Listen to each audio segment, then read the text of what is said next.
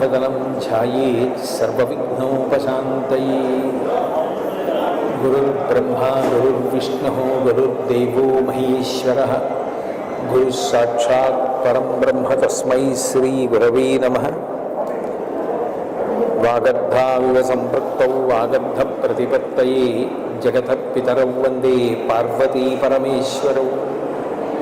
सुक्तिं समग्रेतुन स्वयमेव लक्ष्मीः श्रीरङ्गराजमहिषीमधुरैकटाक्षैः वैदग्ध्यवर्णगुणकुम्भनगौरवैर्यां कण्डूलकर्णकुहराः कपयोधयन्ति।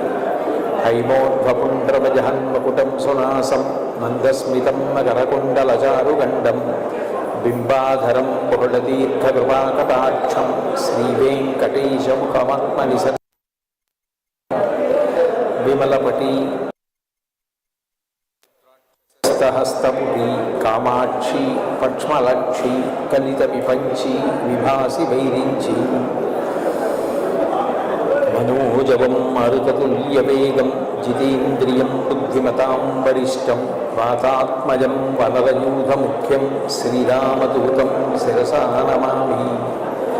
आपदामपहर्तारं दातारं सर्वसम्पदां लोकाभिरामं श्रीराम।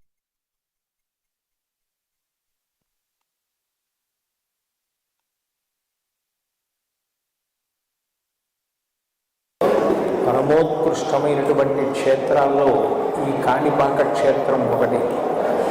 భగవంతుని యొక్క దేవాలయాలు ఎన్నో ఉన్నప్పటికీ వాటిలో స్వయంభూ క్షేత్రాలకు చాలా విశేషమైన ప్రాధాన్యత ఉంటుంది. భగవంతుడు తనంత తానుగా వ్యక్తమైన క్షేత్రం ఏదో దానిని స్వయంభూ క్షేత్రము అంటారు. అట్లా భగవంతుడు తనంత తాను వ్యక్తం అయిన క్షేత్రాలతో పాటుగా దేవతల చేత ప్రతిష్ఠింపబడినవి, ఋషుల చేత ప్రతిష్ఠింపబడినవి, రాక్షసుల చేత ప్రతిష్ఠింపబడినవి, మనుష్యుల చేత ప్రతిష్ఠింపబడినవి, ప్రకృతి సిద్ధంగా ఏర్పడినటువంటివి కూడా భగవంతుడు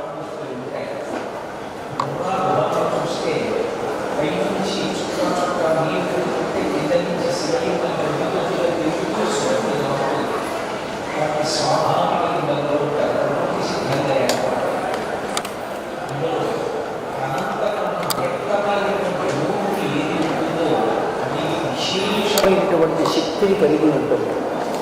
అందున భగవంతుని యొక్క స్వరూపం ఎక్కడ చెప్పినా లక్షణం దయ.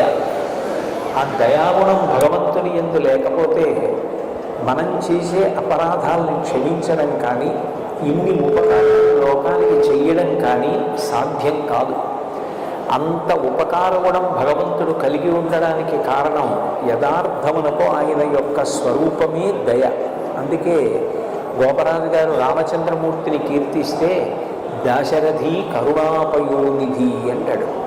శంకరాచార్యుల వారు కారుణ్యామృతవర్షిణం ఘనవిపద్గ్రీష్మచ్చిదాకర్మఠం విద్యాసస్య ఫలోదయాయ సుమన సంసేవ్యమిచ్ఛాకృతి నృత్యం భక్తమయూరమద్రినిలయం చించిజ్జటామండలం శంభో వంచతి నీలకందర సదాత్వం మే మనశ్చాతక అని భగవంతుణ్ణి కారుణ్యామృత వర్షిణం, కరుణ అనే అమృతాన్ని వర్షిస్తాడు అని ప్రతిపాదిస్తాడు. అటువంటి కరుణ కలిగినటువంటి భగవంతుడు విఘ్నేశ్వర స్వరూపంగా, వినాయక స్వరూపంగా వ్యక్తమైనప్పుడు మరింత దయని కలిగి ఉంటాడు. విశేషమైనటువంటి క్షమాగుణంతో, విశేషమైనటువంటి అనుగ్రహ శక్తితో ప్రకటించేటటువంటి భగవంతుని యొక్క లక్షణము మూర్తి భవించినప్పుడు అదే విఘ్నేశ్వర స్వరూపంగా చెప్పబడుతుంది. అందుకే మీరు విఘ్నేశ్వర తత్వాన్ని గమనిస్తే మీకు 3 లక్షణాలు ప్రధానంగా కనపడతాయి.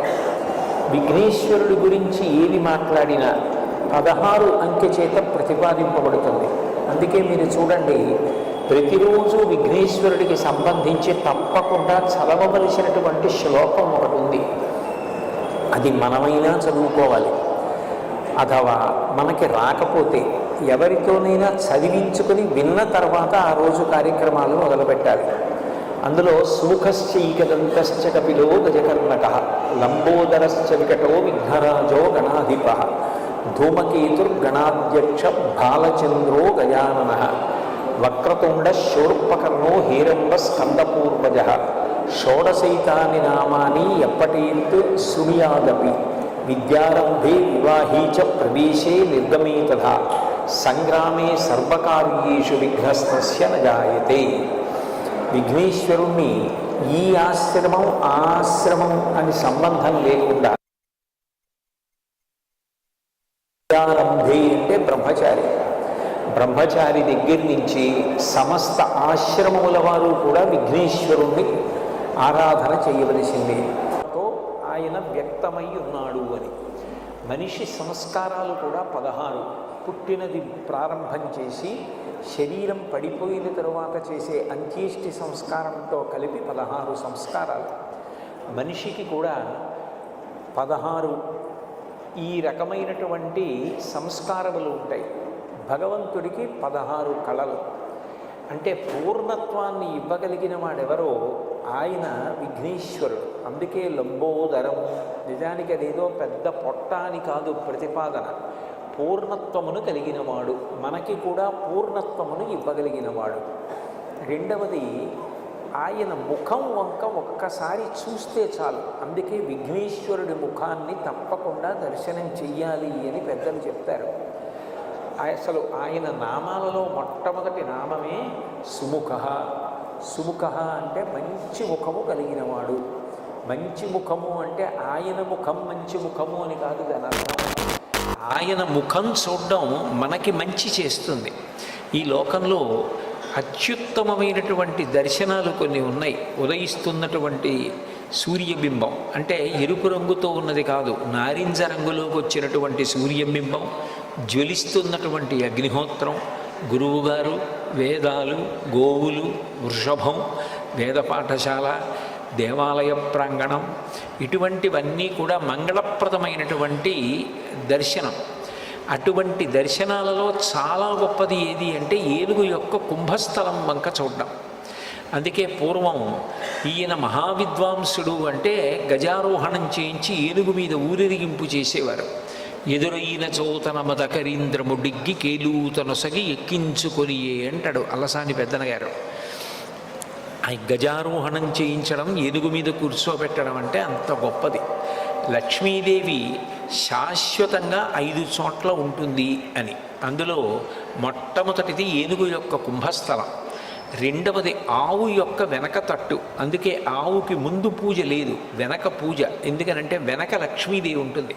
మహాభారతం అనుశాసనిక పర్వంలో భీష్మాచార్యుల వారు ధర్మరాజుతో మాట్లాడుతూ అంటారు, లక్ష్మీదేవి ఆవు దగ్గరికి వచ్చి నాకు నీ దగ్గర స్థానం కావాలి అని అడిగితే నువ్వు చెంచల లక్ష్మివి కాబట్టి నీకు మేము స్థానం ఇవ్వము అన్నాయి ఆవులు.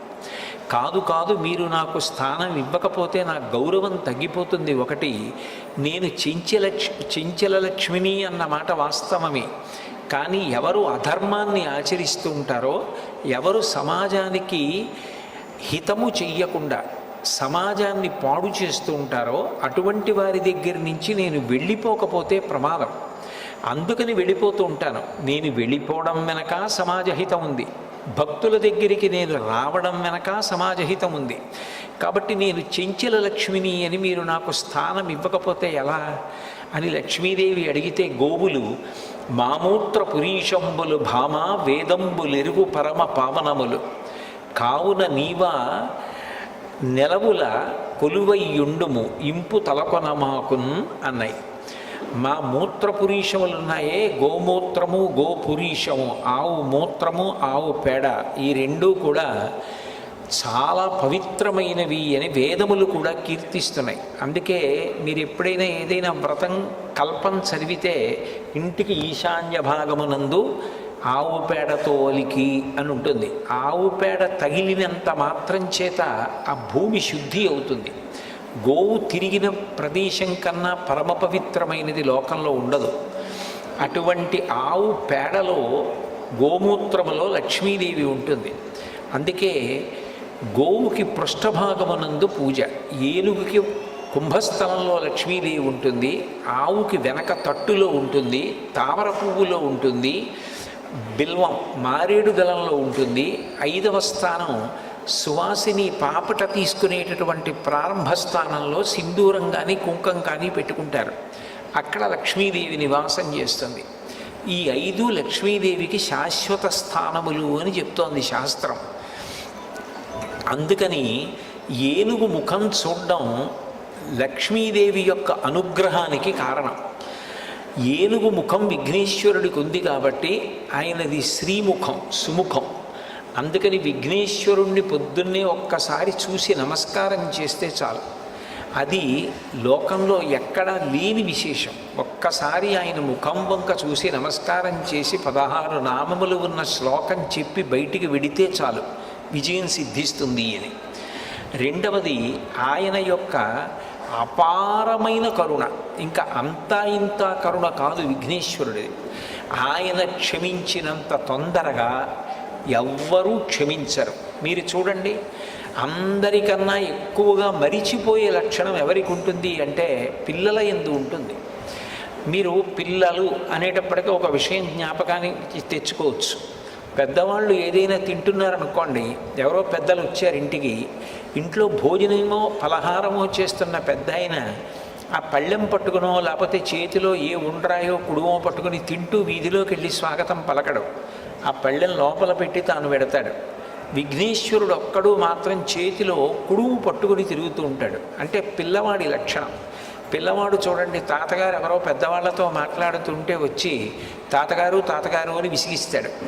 తాతగారు కాసేపు పక్కకి పో అని విసుక్కుంటే కోపం వచ్చి పక్కకి వెళ్ళిపోయి తాతగారు నన్ను దెబ్బలాడారని మనసులో పెట్టుకుని బాధపడతాడు, ఏడుస్తాడు. వాళ్ళు వెళ్ళిపోగానే తాతగారు పిలిచి ఇదిగో ఈ పండు తిను అంటే మళ్ళీ పరిగెత్తుకుంటూ వచ్చేసి తాత తాత తాత అంటూ ఒళ్ళోకి ఎక్కి కూర్చుని తాతతో కబుర్లు చెప్తాడు. అంటే ఆయన మనసుకి కలిగినటువంటి కష్టాన్ని చాలా తొందరగా ఒక బాలుడు ఎలా మరిచిపోతాడో అలా మరిచిపోయి క్షమించగలిగినటువంటి గుణం, అనుగ్రహించగలిగిన గుణం విఘ్నేశ్వరుని యందు ఉంది. అందుకని ఆయన బాలరూపంతో ఎప్పుడు చేతిలో కుడుము పట్టుకుని తిరుగుతుంటాడు. అది కారణం. బాలగణపతి అని ఎప్పటికీ ఆయన పరమశివుని యొక్క పెద్ద కుమారుడు. తమిళ దేశంలో పిళ్ళయార్ పిళ్ళయార్ అంటుంటారు. అంటే పెద్ద కొడుకు పెద్ద కొడుకు. ఎప్పటికీ అలా పెద్ద కొడుకు ఒక పిల్లవాడిగా ఉండిపోవడానికి కారణం ఏమిటంటే ఆయన యొక్క క్షమాగుణం. ఇది రెండవ లక్షణం. ఇక మూడవ లక్షణం ఏమిటి అంటే విఘ్నేశ్వరుణ్ణి స్మరించినంత మాత్రము చేత విఘ్నము తొలగిపోతుంది. విఘ్నము అంటే పరమ ప్రమాదకరమైనది. అది కార్యహంతి, అంటే ఇక కార్యము జరగకుండా చేసేస్తుంది. ఏదో కష్టపడితే కార్యం జరగడం కాదు, అసలు ఇక ఆ కార్యం జరగదు, అర్ధంతరంగా ఆగిపోతుంది. అట్లా కార్యం ఆగిపోయింది అంటే విఘ్నేశ్వరుని యొక్క అనుగ్రహం లేదు అని గుర్తు. అందుచేత విఘ్నమును తొలగించి కార్యము జరిగేటట్లు చెయ్యగలిగిన వాడెవరు అంటే విఘ్నేశ్వరుడు. విచిత్రమైన విషయం ఏమిటంటే ఇంత గొప్ప అనుగ్రహం ఇవ్వగలిగినటువంటి విఘ్నేశ్వరుడు కేవలముగా తనకేదో పెద్ద ఉపకారం చేస్తే, చాలా గొప్ప పూజ చేస్తే అనుగ్రహించడం కాదు, పరమ తేలికగా అనుగ్రహిస్తాడు. ఎంత తేలికగా అనుగ్రహిస్తాడు అంటే 4 గరికపోచలు తీసుకొచ్చి ఆయన పాదముల మీద సమర్పించినంత మాత్రం చేత ఆయన ప్రసన్నుడైపోతాడు. అందుకే ఎక్కడా లేని రీతిలో ఈ గరికతోటి విఘ్నేశ్వరుడికి పూజ, అంటే ఆయన యొక్క సౌలభ్యాన్ని ఆ పూజ తెలియచేస్తుంది. అటువంటి విఘ్నేశ్వరుడి పూజ మీరు గమనిస్తే మీకు ఒక విచిత్రం కనపడుతుంది. శ్రీరామ నవమి ఉందనుకోండి, చైత్రమాసంలో శుక్లపక్షంలో వచ్చే నవమి శ్రీరామ నవమి. కృష్ణాష్టమి ఉందనుకోండి, శ్రావణ మాసంలో కృష్ణపక్షంలో అష్టమి నాడు వచ్చేటటువంటిది కృష్ణాష్టమి. మాస శివరాత్రి ఉందనుకోండి, ప్రతీ నెల కృష్ణపక్షంలో వచ్చే చతుర్దశి మాస శివరాత్రి.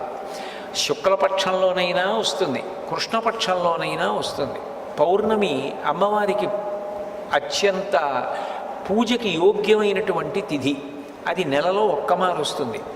కానీ విఘ్నేశ్వరుడికి సంబంధించినటువంటి పూజ శుక్లపక్షంలోనూ కృష్ణపక్షంలోనూ 2 సార్లు వస్తుంది.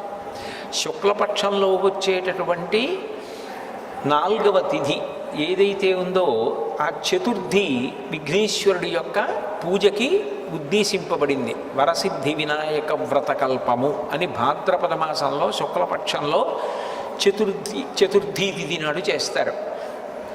మళ్ళీ సంకటహర చతుర్థి అని కృష్ణపక్షంలో వచ్చేటటువంటి చతుర్థి అంటే 4వ తిథి నాడు చేస్తారు.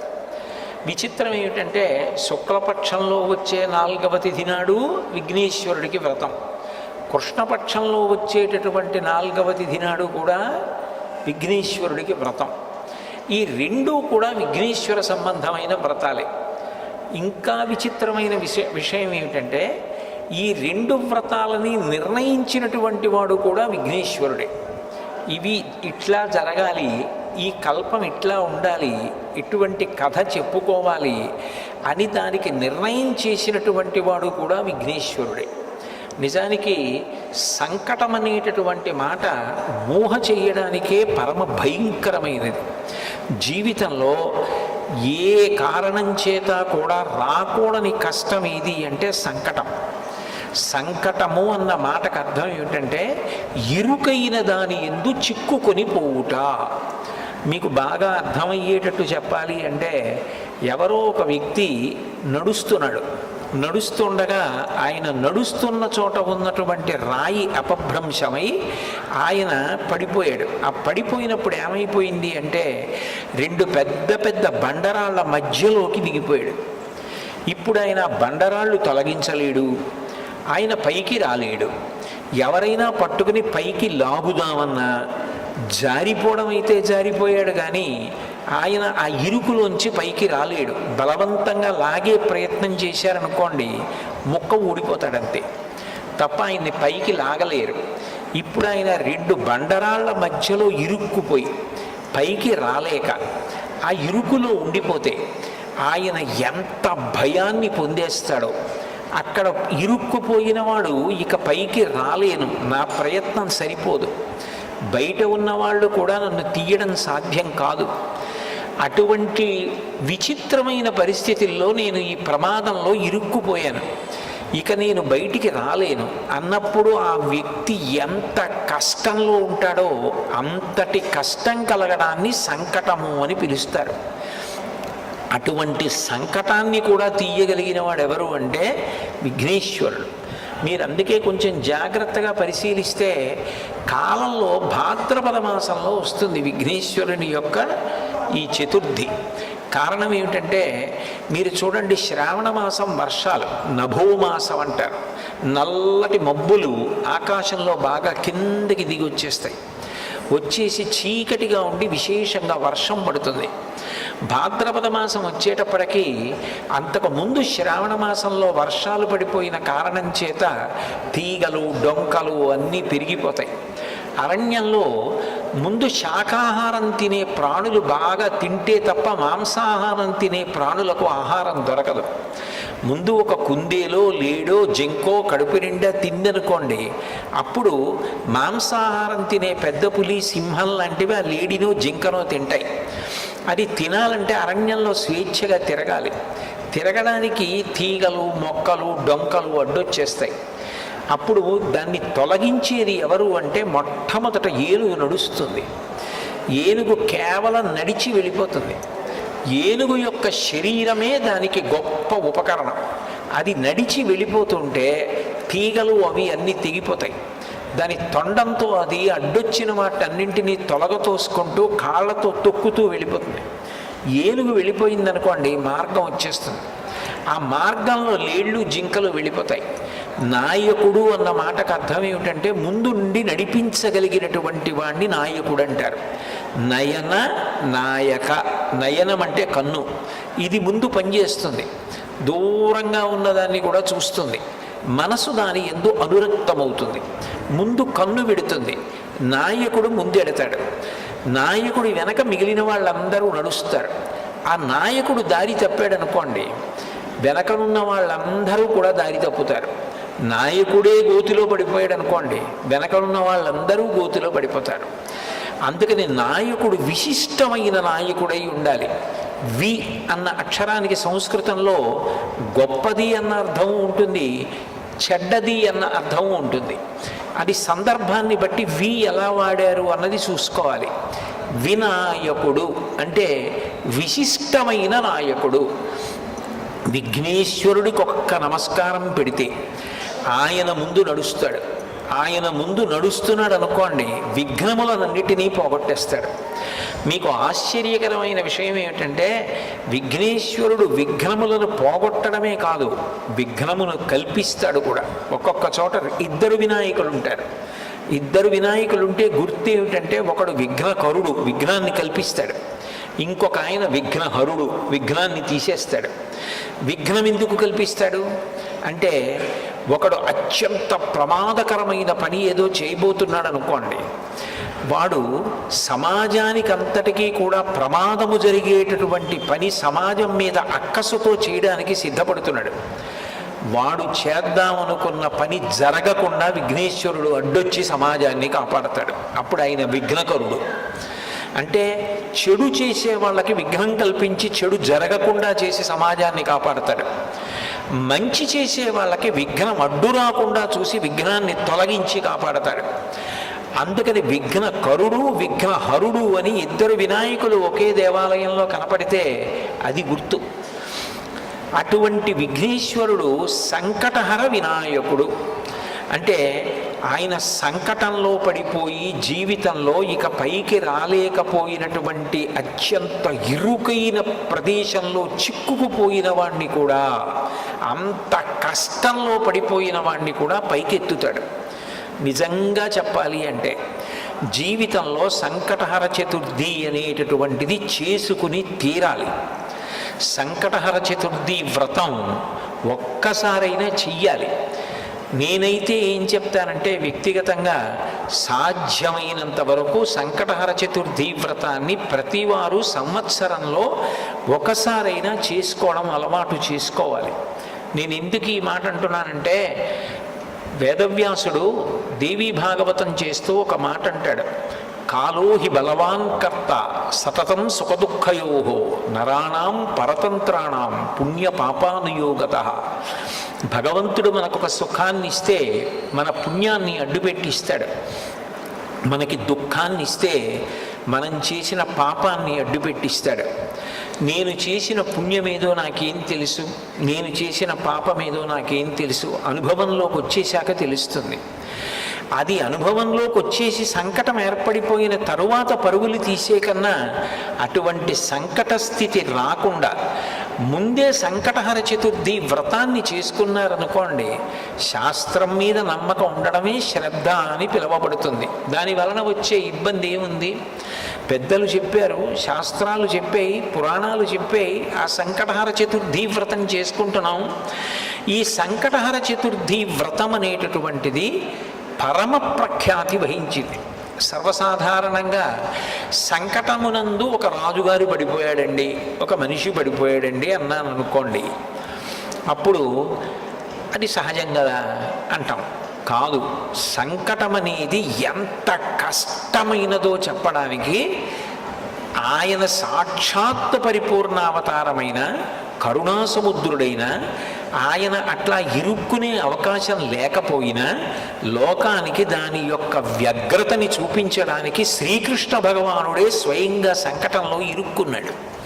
అది ఆయన తొలగించుకోలేక కాదు, లోకానికి సంకటం ఎంత భయంకరంగా ఉంటుందో చెప్పడానికి సంకట స్థితిని ముందు కృష్ణుడు అనుభవించాడు. చూడండి, కష్టం తల్లి తండ్రి అనుభవించి పిల్లల్ని సుఖపెడతారు. అట్లా మనకి సంకటం కలగకుండా ఉండడం కోసం తాను సంకటమునందు కృష్ణ పరమాత్మ ఇరుక్కుని చతుర్థి వ్రతాన్ని చేసి, ఆ వ్రతం చేసిన కారణం చేత సంకటం నుంచి ఎలా పైకి రావచ్చో లోకానికి నిరూపించాడు. విశేషం ఏమిటంటే, ఇందులో మేనమామ మేనల్లుడి యొక్క పాత్ర గొప్పది.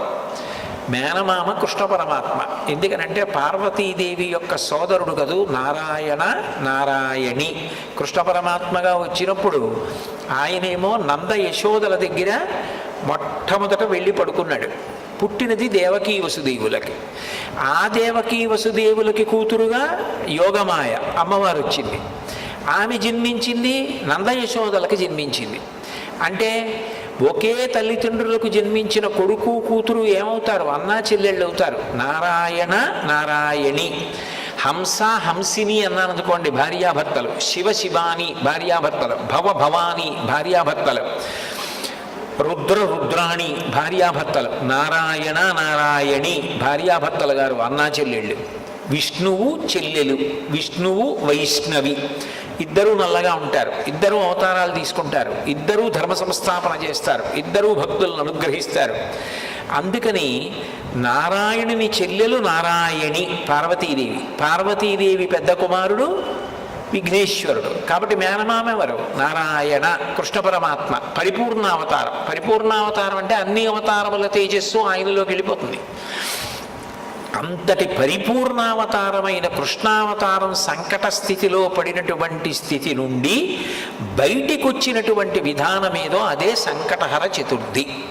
అయితే విశేషం ఏమిటంటే, ఈ సంకటహర చతుర్థి కానీ శుక్లపక్షంలో భాద్రపద మాసంలో రేపు వస్తోంది కదూ విఘ్నేశ్వర చతుర్థి, వరసిద్ధి వినాయక వ్రతం కానీ విఘ్నేశ్వరుడే ప్రవేశపెట్టి ఉండడం.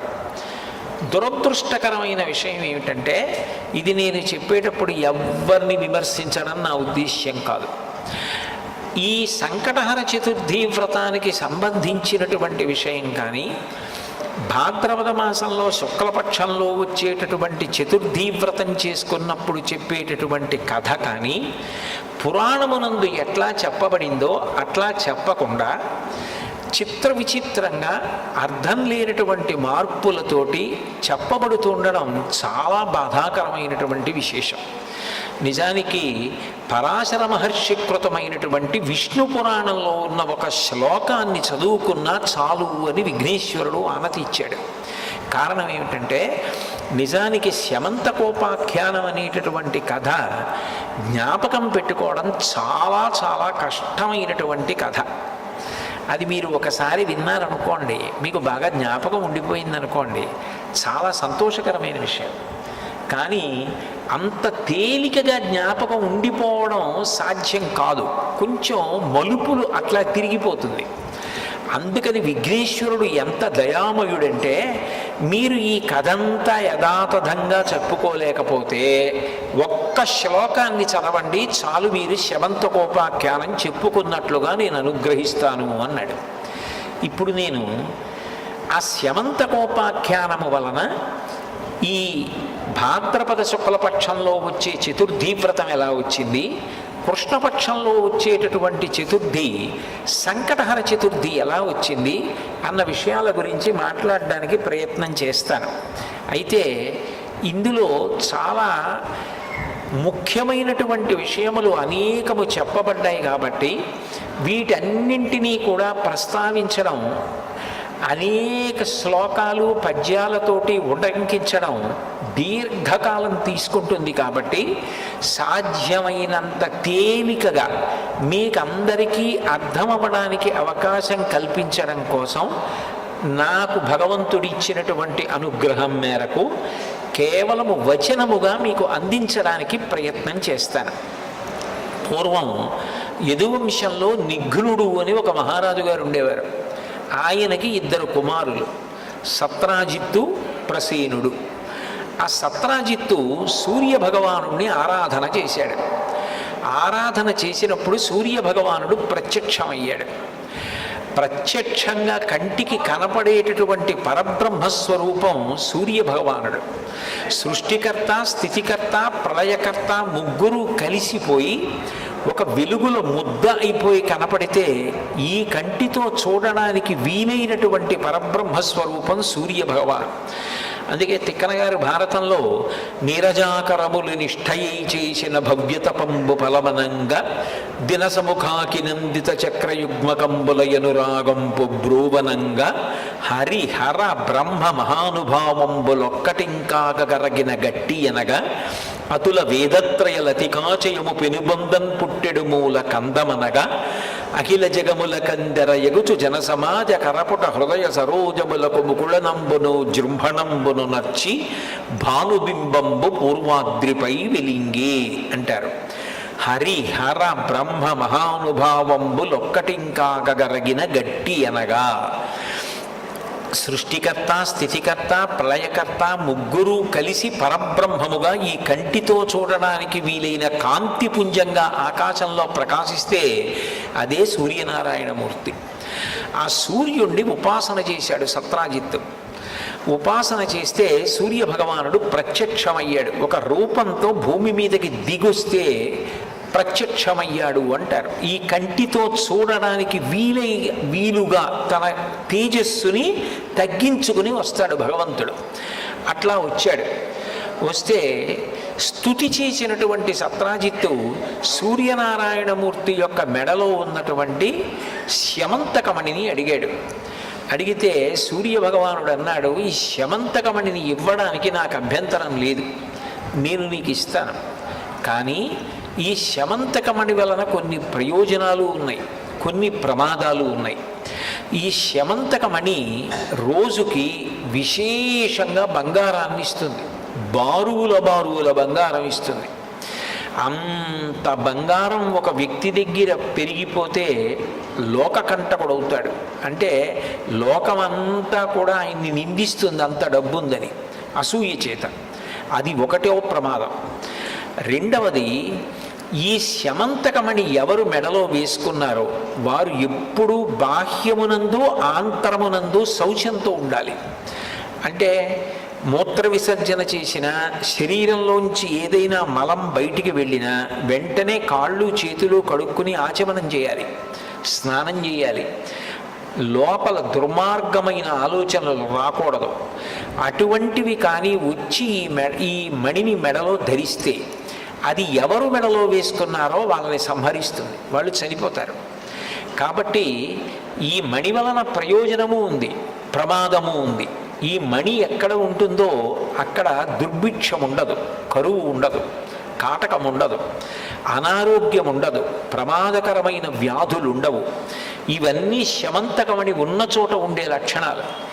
శమంతకమణి ధరించిన వ్యక్తి బాహ్యాభ్యంతర శౌచాన్ని పొంది ఉండకపోతే మాత్రం ఆ వ్యక్తి మరణిస్తాడు అని చెప్పి సూర్య భగవానుడు శమంతకమణిని సత్రాజిత్తుకి ఇచ్చాడు. సత్రాజిత్తు సంతోషంగా మణిని మెడలో వేసుకుని నగర వీధులలో వస్తున్నాడు. ద్వారకానగర పౌరులందరూ కూడా ఆ సత్రాజిత్తుని చూసి ఎంత తేజస్సుతో వెలిగిపోతున్నాడో, బహుశः ఎవరో దేవత వస్తున్నాడు కృష్ణ పరమాత్మ దర్శనానికి అనుకొని పరిగెత్తికెళ్ళి కృష్ణుడికి చెప్పారు. కృష్ణుడికి తెలియని విషయం ఏముంటుంది, సర్వజ్ఞుడు. సూర్యనారాయణమూర్తి నుండి వరంగా స్యమంతకమణిని సత్రాజిత్తు పొందాడు అన్న విషయాన్ని గ్రహించి సత్రాజిత్తుని సభకి పిలిపించి, వ్యక్తి ఐశ్వర్యవంతుడైపోయి ప్రభుత్వం పేదదైపోతే అర్థం లేని విషయం అయిపోతుంది. ప్రభుత్వం శాసనం చేయవలసినది, ప్రభుత్వం దేశానికి అంతటికీ కూడా ఉపకారం చేయవలసింది. కాబట్టి వ్యక్తి ఐశ్వర్యవంతుడై ఉండాలా, ప్రభుత్వం ఐశ్వర్యవంతంగా ఉండాలా అంటే ప్రభుత్వం ఐశ్వర్యంగా ఉండాలి. ప్రభుత్వం కన్నా ఐశ్వర్యం వ్యక్తుల దగ్గర ఉండడానికి వీల్లేదు. అందుకే రత్నహారీ చపార్థివ అని పేరు.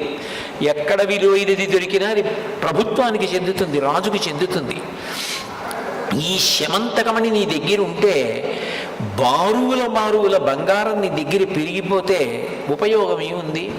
ఇది మహారాజు దగ్గర ఉంటే ఈ బంగారం దేశక్షేమానికి వినియోగించవచ్చు. కాబట్టి ఆ శమంతకమణిని మహారాజుకి ఇమ్మని అడిగాడు. కృష్ణ పరమాత్మ యొక్క తత్వాన్ని మీరు పరిశీలిస్తే ఆయన దయాసముద్రుడు, ఆయన పరమాత్మ. ఆయనకి స్వార్థం, ఆయనకి అవన్నీ తీసుకుని దాచుకుందామన్న అవసరం ఆయనకి ఎందుకు ఉంటుంది? లక్ష్మీదేవికి పతి ఆయన, లక్ష్మీదేవికే భర్త అయిన పరమాత్మ ఇవన్నీ నాకు కావాలని కోరుకోవలసిన అవసరం ఏముంది? ప్రజాక్షేమము కొరకు అడిగాడు ఆయన. కానీ సత్రాజిత్తు ఇవ్వకపోగా ఈ కృష్ణ పరమాత్మకి బాల్యం నుంచి కూడా నవనీత చోరుడు అని ఒక పేరుంది. ఈ శమంతకమణిని అపహరిస్తాడేమోనని భయపడి తన దగ్గర పెట్టుకోవడం మానేశాడు. అంటే ఆంతరమునందు శౌచము పోయింది, భగవంతుడికి వ్యతిరేకమైన ఆలోచన వచ్చింది, స్వార్థం పెరిగిపోయింది. ప్రభువు దగ్గర ఉండవలసినది తన దగ్గరే ఉండాలని కోరిక పెరిగింది. ఇదంతా కూడా ఆంతర శౌచం పోవడానికి కారణమైంది. తన దగ్గర ఉంటే ప్రమాదం జరుగుతుందేమో అని తన తమ్ముడు ప్రసేనజిత్తుకి ఇచ్చి ఇది నువ్వు మెడలో వేసుకు తిరిగన్నాడు. ప్రసేనజిత్తు మెడలో వేసుకు తిరుగుతూ ఉండేవాడు. ఒక రోజున ప్రసేనజిత్తు వేటకి బయలుదేరాడు. బయలుదేరి వేటకి వెళ్ళినప్పుడు అనుకోకుండా ఆయనతో పాటు కృష్ణ పరమాత్మ కూడా వెళ్ళాడు. అనేక మంది పౌరులు కూడా వెళ్ళారు. అరణ్యంలో క్రూర మృగాల్ని వేటాడుతున్నారు. సమయం తెలియలేదు. వేట అనేటటువంటిది తమకంతో కూడుకున్నది. జూదం, వేట వీటిలో ఎంత సమయం పోయిందన్నది తెలియదు. తమకం కలుగుతుంది. ఆ తమకము చేత చీకటి పడిపోయింది. వేటాడుతూనే ఉన్నారు. ఈలోగా ప్రసేనజిత్తు శరీర శోధన చేసుకోవలసి వచ్చింది. శరీర శోధన అంటే శరీరంలో పెరిగిపోయినటువంటి అపవిత్రమైన మలినమైనటువంటి నీరు మూత్రంగా విడిచిపెట్టేయడం, ఇటువంటి పనులు. అవి విడిచిపెడితే కాళ్ళు చేతులు కడుక్కోవాలి, ఆచమనం చెయ్యాలి, లేకపోతే బాహ్య శౌచం ఉండదు. కాబట్టి చీకటి పడిపోయే సమయానికి ప్రసేనజిత్ అరణ్యంలో శరీర శోధన చేశాడు. కానీ కాళ్ళు చేతులు కడుక్కొని ఆచమనం చేయలేదు. దాంతో బాహ్య శౌచం పోయింది. ఎప్పుడైతే బాహ్య శౌచం పోయిందో శమంతకమణి వలన ప్రమాదం ఏర్పడుతుంది. ఇప్పుడు బాగా అరణ్యం, ఆ పైన చీకటి పడిపోయింది. ఈ ప్రసేనజిత్తు గుర్రం మీద తిరిగి ఊరు వెళ్ళిపోతున్నాడు ద్వారకా నగరానికి. అకస్మాత్తుగా ఎక్కడి నుంచో ఒక సింహం వచ్చి ప్రసేనజిత్తు మీద పడి ఒక్క ఊదుటలోనే ఆ ప్రసేనజిత్తుని చంపేసింది. చంపేసి ఆయన శరీరాన్ని కొంత తినేసింది, గుర్రాన్ని కొంత తినేసింది. అంత చీకటిలో కూడా వెలిగిపోతున్నటువంటి ఆ శమంతకమణిని ఆశ్చర్యంతో చూసి తినడానికి పనికి రాకపోయినా నోట కరుచుకొని పట్టుకుపోయింది. దానికి ఎందుకో పనికిరాదు, కానీ అంత ఆకర్షణీయంగా ఉంది ఆ శమంతకమణి. అంత చీకట్లో కూడా వెలిగిపోతోంది. ఇదేమిటో అని నోట కరుచుకుని పోయింది. చీకటి పడిపోయింది. ప్రసేనజిత్తు కనపడలేదు. అందరూ ఇంటికి వెళ్ళిపోయారు. వెంటనే సత్రాజిత్ అన్నాడు, ఈ శమంతకమణిని కృష్ణ పరమాత్మ అడిగాడు, నేను ఇవ్వనన్నాను. ఈయనకి బాల్యం నుంచి నవనీత చౌర్యం అవి అలవాటు ఉన్నాయి, నేను ఇవ్వలేదని చీకటి పడిన తరువాత బహుశः ఈయనే నా తమ్ముడి దగ్గర శమంతకమణిని అపహరించి ఉంటాడు అన్నాడు. అనేటప్పటికి అపవాదం వచ్చింది కృష్ణ పరమాత్మకి. లోకం ఎలా ఉంటుందంటే ఇవాళ పొగిడితే అందరూ పొగుడుతారు. ఎవడో ఏదో ఆధారం లేకుండా ఓ మాట అన్నాడు అనుకోండి, పూర్వాపరాలు విచారించకుండా అందరూ రాళ్ళు విసురుతారు. అది లోకానికి ఉండేటటువంటి లక్షణం. అందరూ కృష్ణ పరమాత్మ దొంగ దొంగ ప్రసేనజిత్తు దగ్గర శమంతకమణిని అపహరించాడన్నారు. ఆయన వచ్చిన అపనింద పోగొట్టుకోవడానికి మరునాడు అరణ్యంలోకి వెళ్ళాడు. వెళ్ళి వెతికితే ఒక చోట ప్రసేనజిత్తు యొక్క కళేబరం శవం కనపడింది. అప్పటికే దాన్ని కొంత భాగం సింహం తినేసింది, గుర్రాన్ని తినేసింది. శమంతకమణి కనపడలేదు. ఆయన అన్నాడు, నాకే పాపం తెలీదు, మీరు చూశారు కదా, నేను చంపితే శమంతకమణి కోసం సగం తినేసి ఉండవు కదా ఈ శరీరాలు, సగం తినేసి ఉన్నాయంటే ఇతన్ని క్రూర మృగం చంపింది అన్నాడు. అంటే అక్కడున్న ప్రజలు అన్నారు, నిజమే, ఈయన్ని ఏదో క్రూర మృగం తింది, గుర్రాన్ని క్రూర మృగం తింది. మరి నిజంగా క్రూర మృగమే తింటే శమంతకమణిని తిందగా, అది ఉండాలిగా. అది లేదంటే దాని అర్థం కృష్ణుడు రాత్రి ప్రసేనజిత్తుని చంపేసి శమంతకమణిని పట్టుకుపోయాడు. ఆ చనిపోయిన ప్రసేనజిత్తు కింద పడిపోయాడు, ఆ గుర్రం పడిపోయింది. వాటిని క్రూర మృగాలు తిన్నాయి, మణిని మాత్రం కృష్ణుడే అపహరించాడన్నారు. తనేదో వచ్చిన అపనింద పోగొట్టుకోవడానికి ప్రయత్నం చేస్తే అపనింద మరీ పెరిగిపోయింది. నేను మొట్టమొదటే మీకు ఉపమానంలో చెప్పానే, రాళ్ల మధ్యలో ఇరుక్కుపోయిన వ్యక్తి బయటికి రావడానికి ప్రయత్నం చేస్తే ఇంకా ఇంకా దిగబడిపోయినట్టుగా, ఊబిలో దిగబడిపోతున్న వ్యక్తిలా ఇంకా దిగబడిపోయాడు. కాదు, నా మీద వచ్చిన అపవాదు పోగొట్టుకోవాలని ఆయన మరింత ప్రయత్నం చేద్దామని అక్కడ ఏ అడుగుజాడలు ఉన్నాయి చూశాడు. సింహం యొక్క అడుగుజాడలు కనపడ్డాయి. కాబట్టి సింహం చంపింది ప్రసేనజిత్తుని. మరి శమంతకమణిని కూడా సింహమే తీసుకుని పోయి ఉంటుందని అడుగుజాడలు బట్టి సింహం ఎటిళ్ళిందో అటు వెళ్ళాడు. కొంతసేపు అయిన తర్వాత ఒక భల్లూకము యొక్క అడుగుజాడలు కనబడ్డాయి. సింహము భల్లూకము పెనుగులాడినట్టుగా అర్థమైంది. ఈ రోజులలో నేర పరిశోధన ఎలా చేస్తారో ఆ రోజుల్లో కృష్ణ పరమాత్మ అంత కష్టపడ్డాడు తను నిర్దోషిని నిరూపించుకోవడానికి. అక్కడ భల్లూకముడు అడుగుజాడలు కనబడ్డాయి. కనబడితే కృష్ణుడు అన్నాడు, చూశారు కదా, సింహం బహుశः నోటితో కరుచుకుని శమంతకమణిని పట్టుకెళ్ళింది.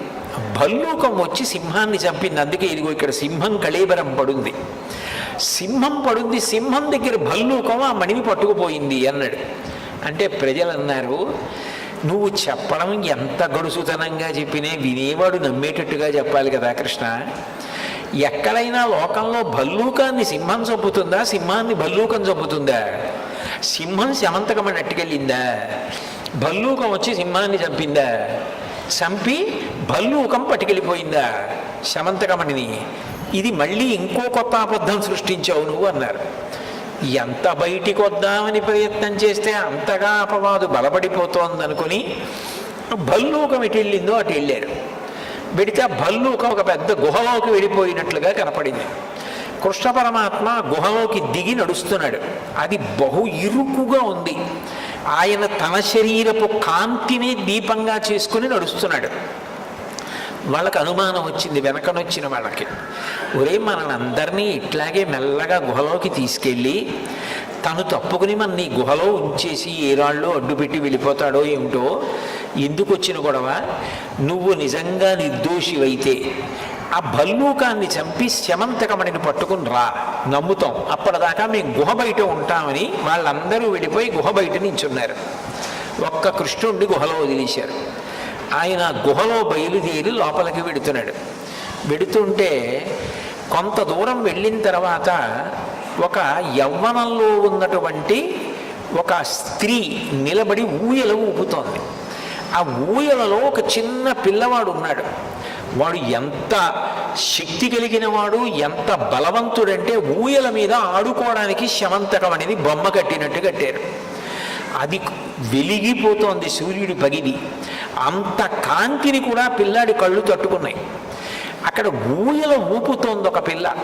సర్వసాధారణంగా మనం చదివేటటువంటి ఆ 3 పేజీల పుస్తకంలో ఏముంటుందంటే ఆ ఉయ్యాల్లో ఉన్న పిల్లని పెళ్లి చేసుకున్నాడు, దాది ఊపుతోందని ఉంటుంది. అట్లా లేదు విష్ణు పురాణంలో, స్కాంద పురాణంలో అట్లా లేదు. ఆ ఊయల ఊపుతున్న పిల్ల జాంబవంతుని యొక్క కుమార్తె జాంబవతి యవ్వనంలో ఉంది. ఉయ్యాల్లో ఉన్న పిల్లని కృష్ణ పరమాత్మ పెళ్లి చేసుకోవడం ఏమిటండి? నేను వినాయక చవితి సమయంలో ప్రవచనానికి ఎక్కడికి వెళ్ళినా నన్ను పిల్లలు ఇదే అడుగుతారు, అదేమిటంటే ఉయ్యాల్లో ఉన్న పిల్లని ఎలా పెళ్లి చేసుకున్నాడండి అంటుంటారు. అట్లా జరగలేదు, అది కథ కానీ కాదు అసలు. అక్కడ ఊయల ఊపుతున్న యవ్వనంలో ఉన్న పిల్ల జాంబవతి.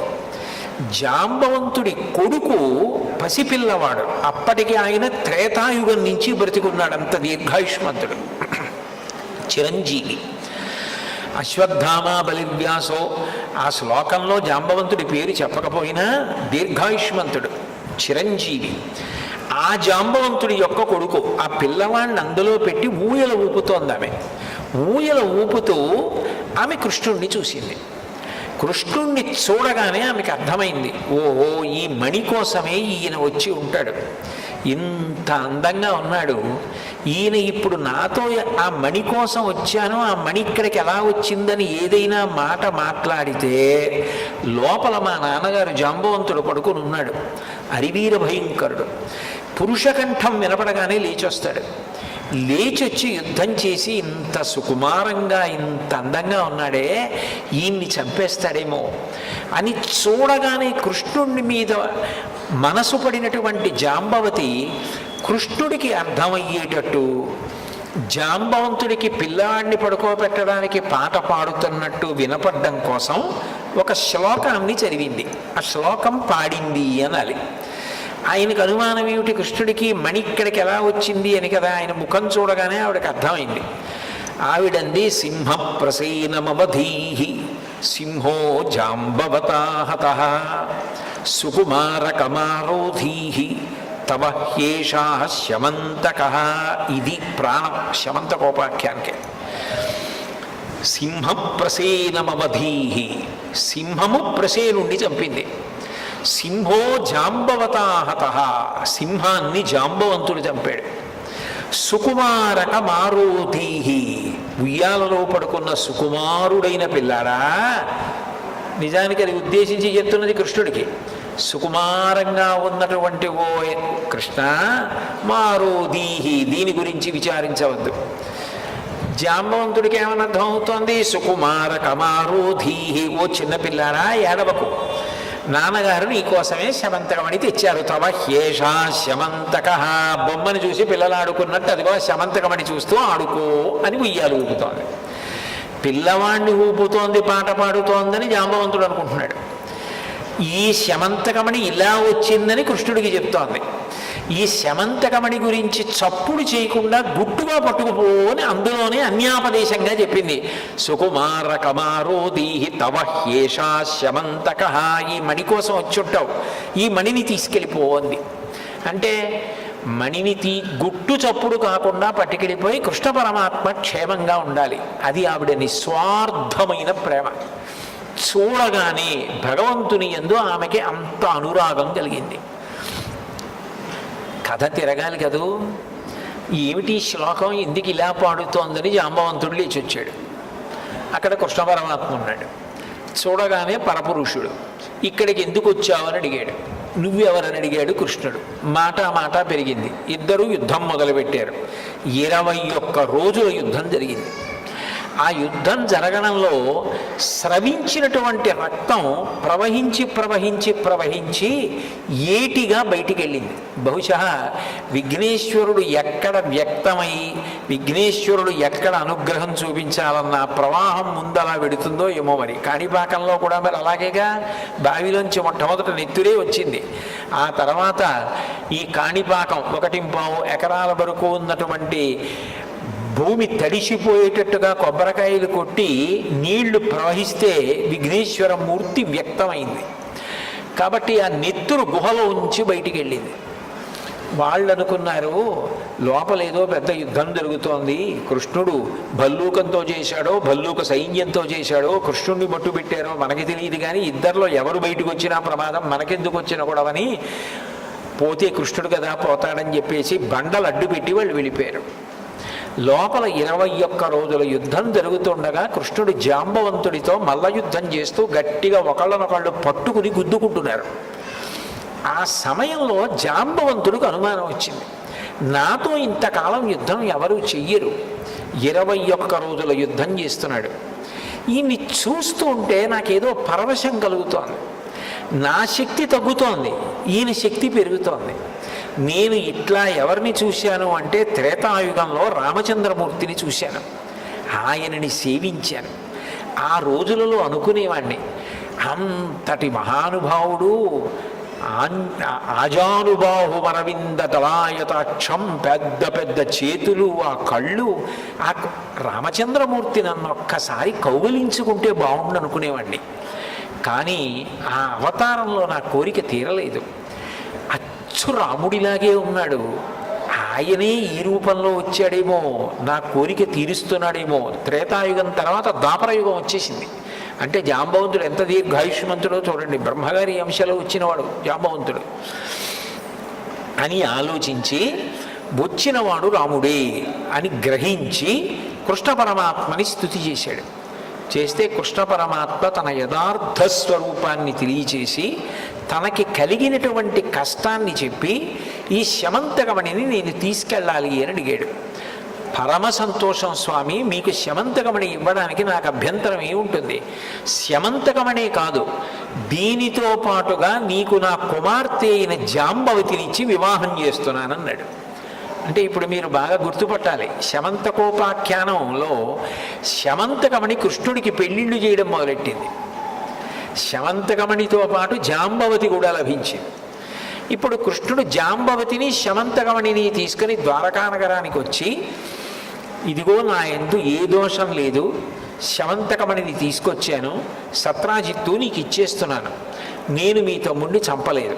ఇప్పటికైనా నమ్ముతావా?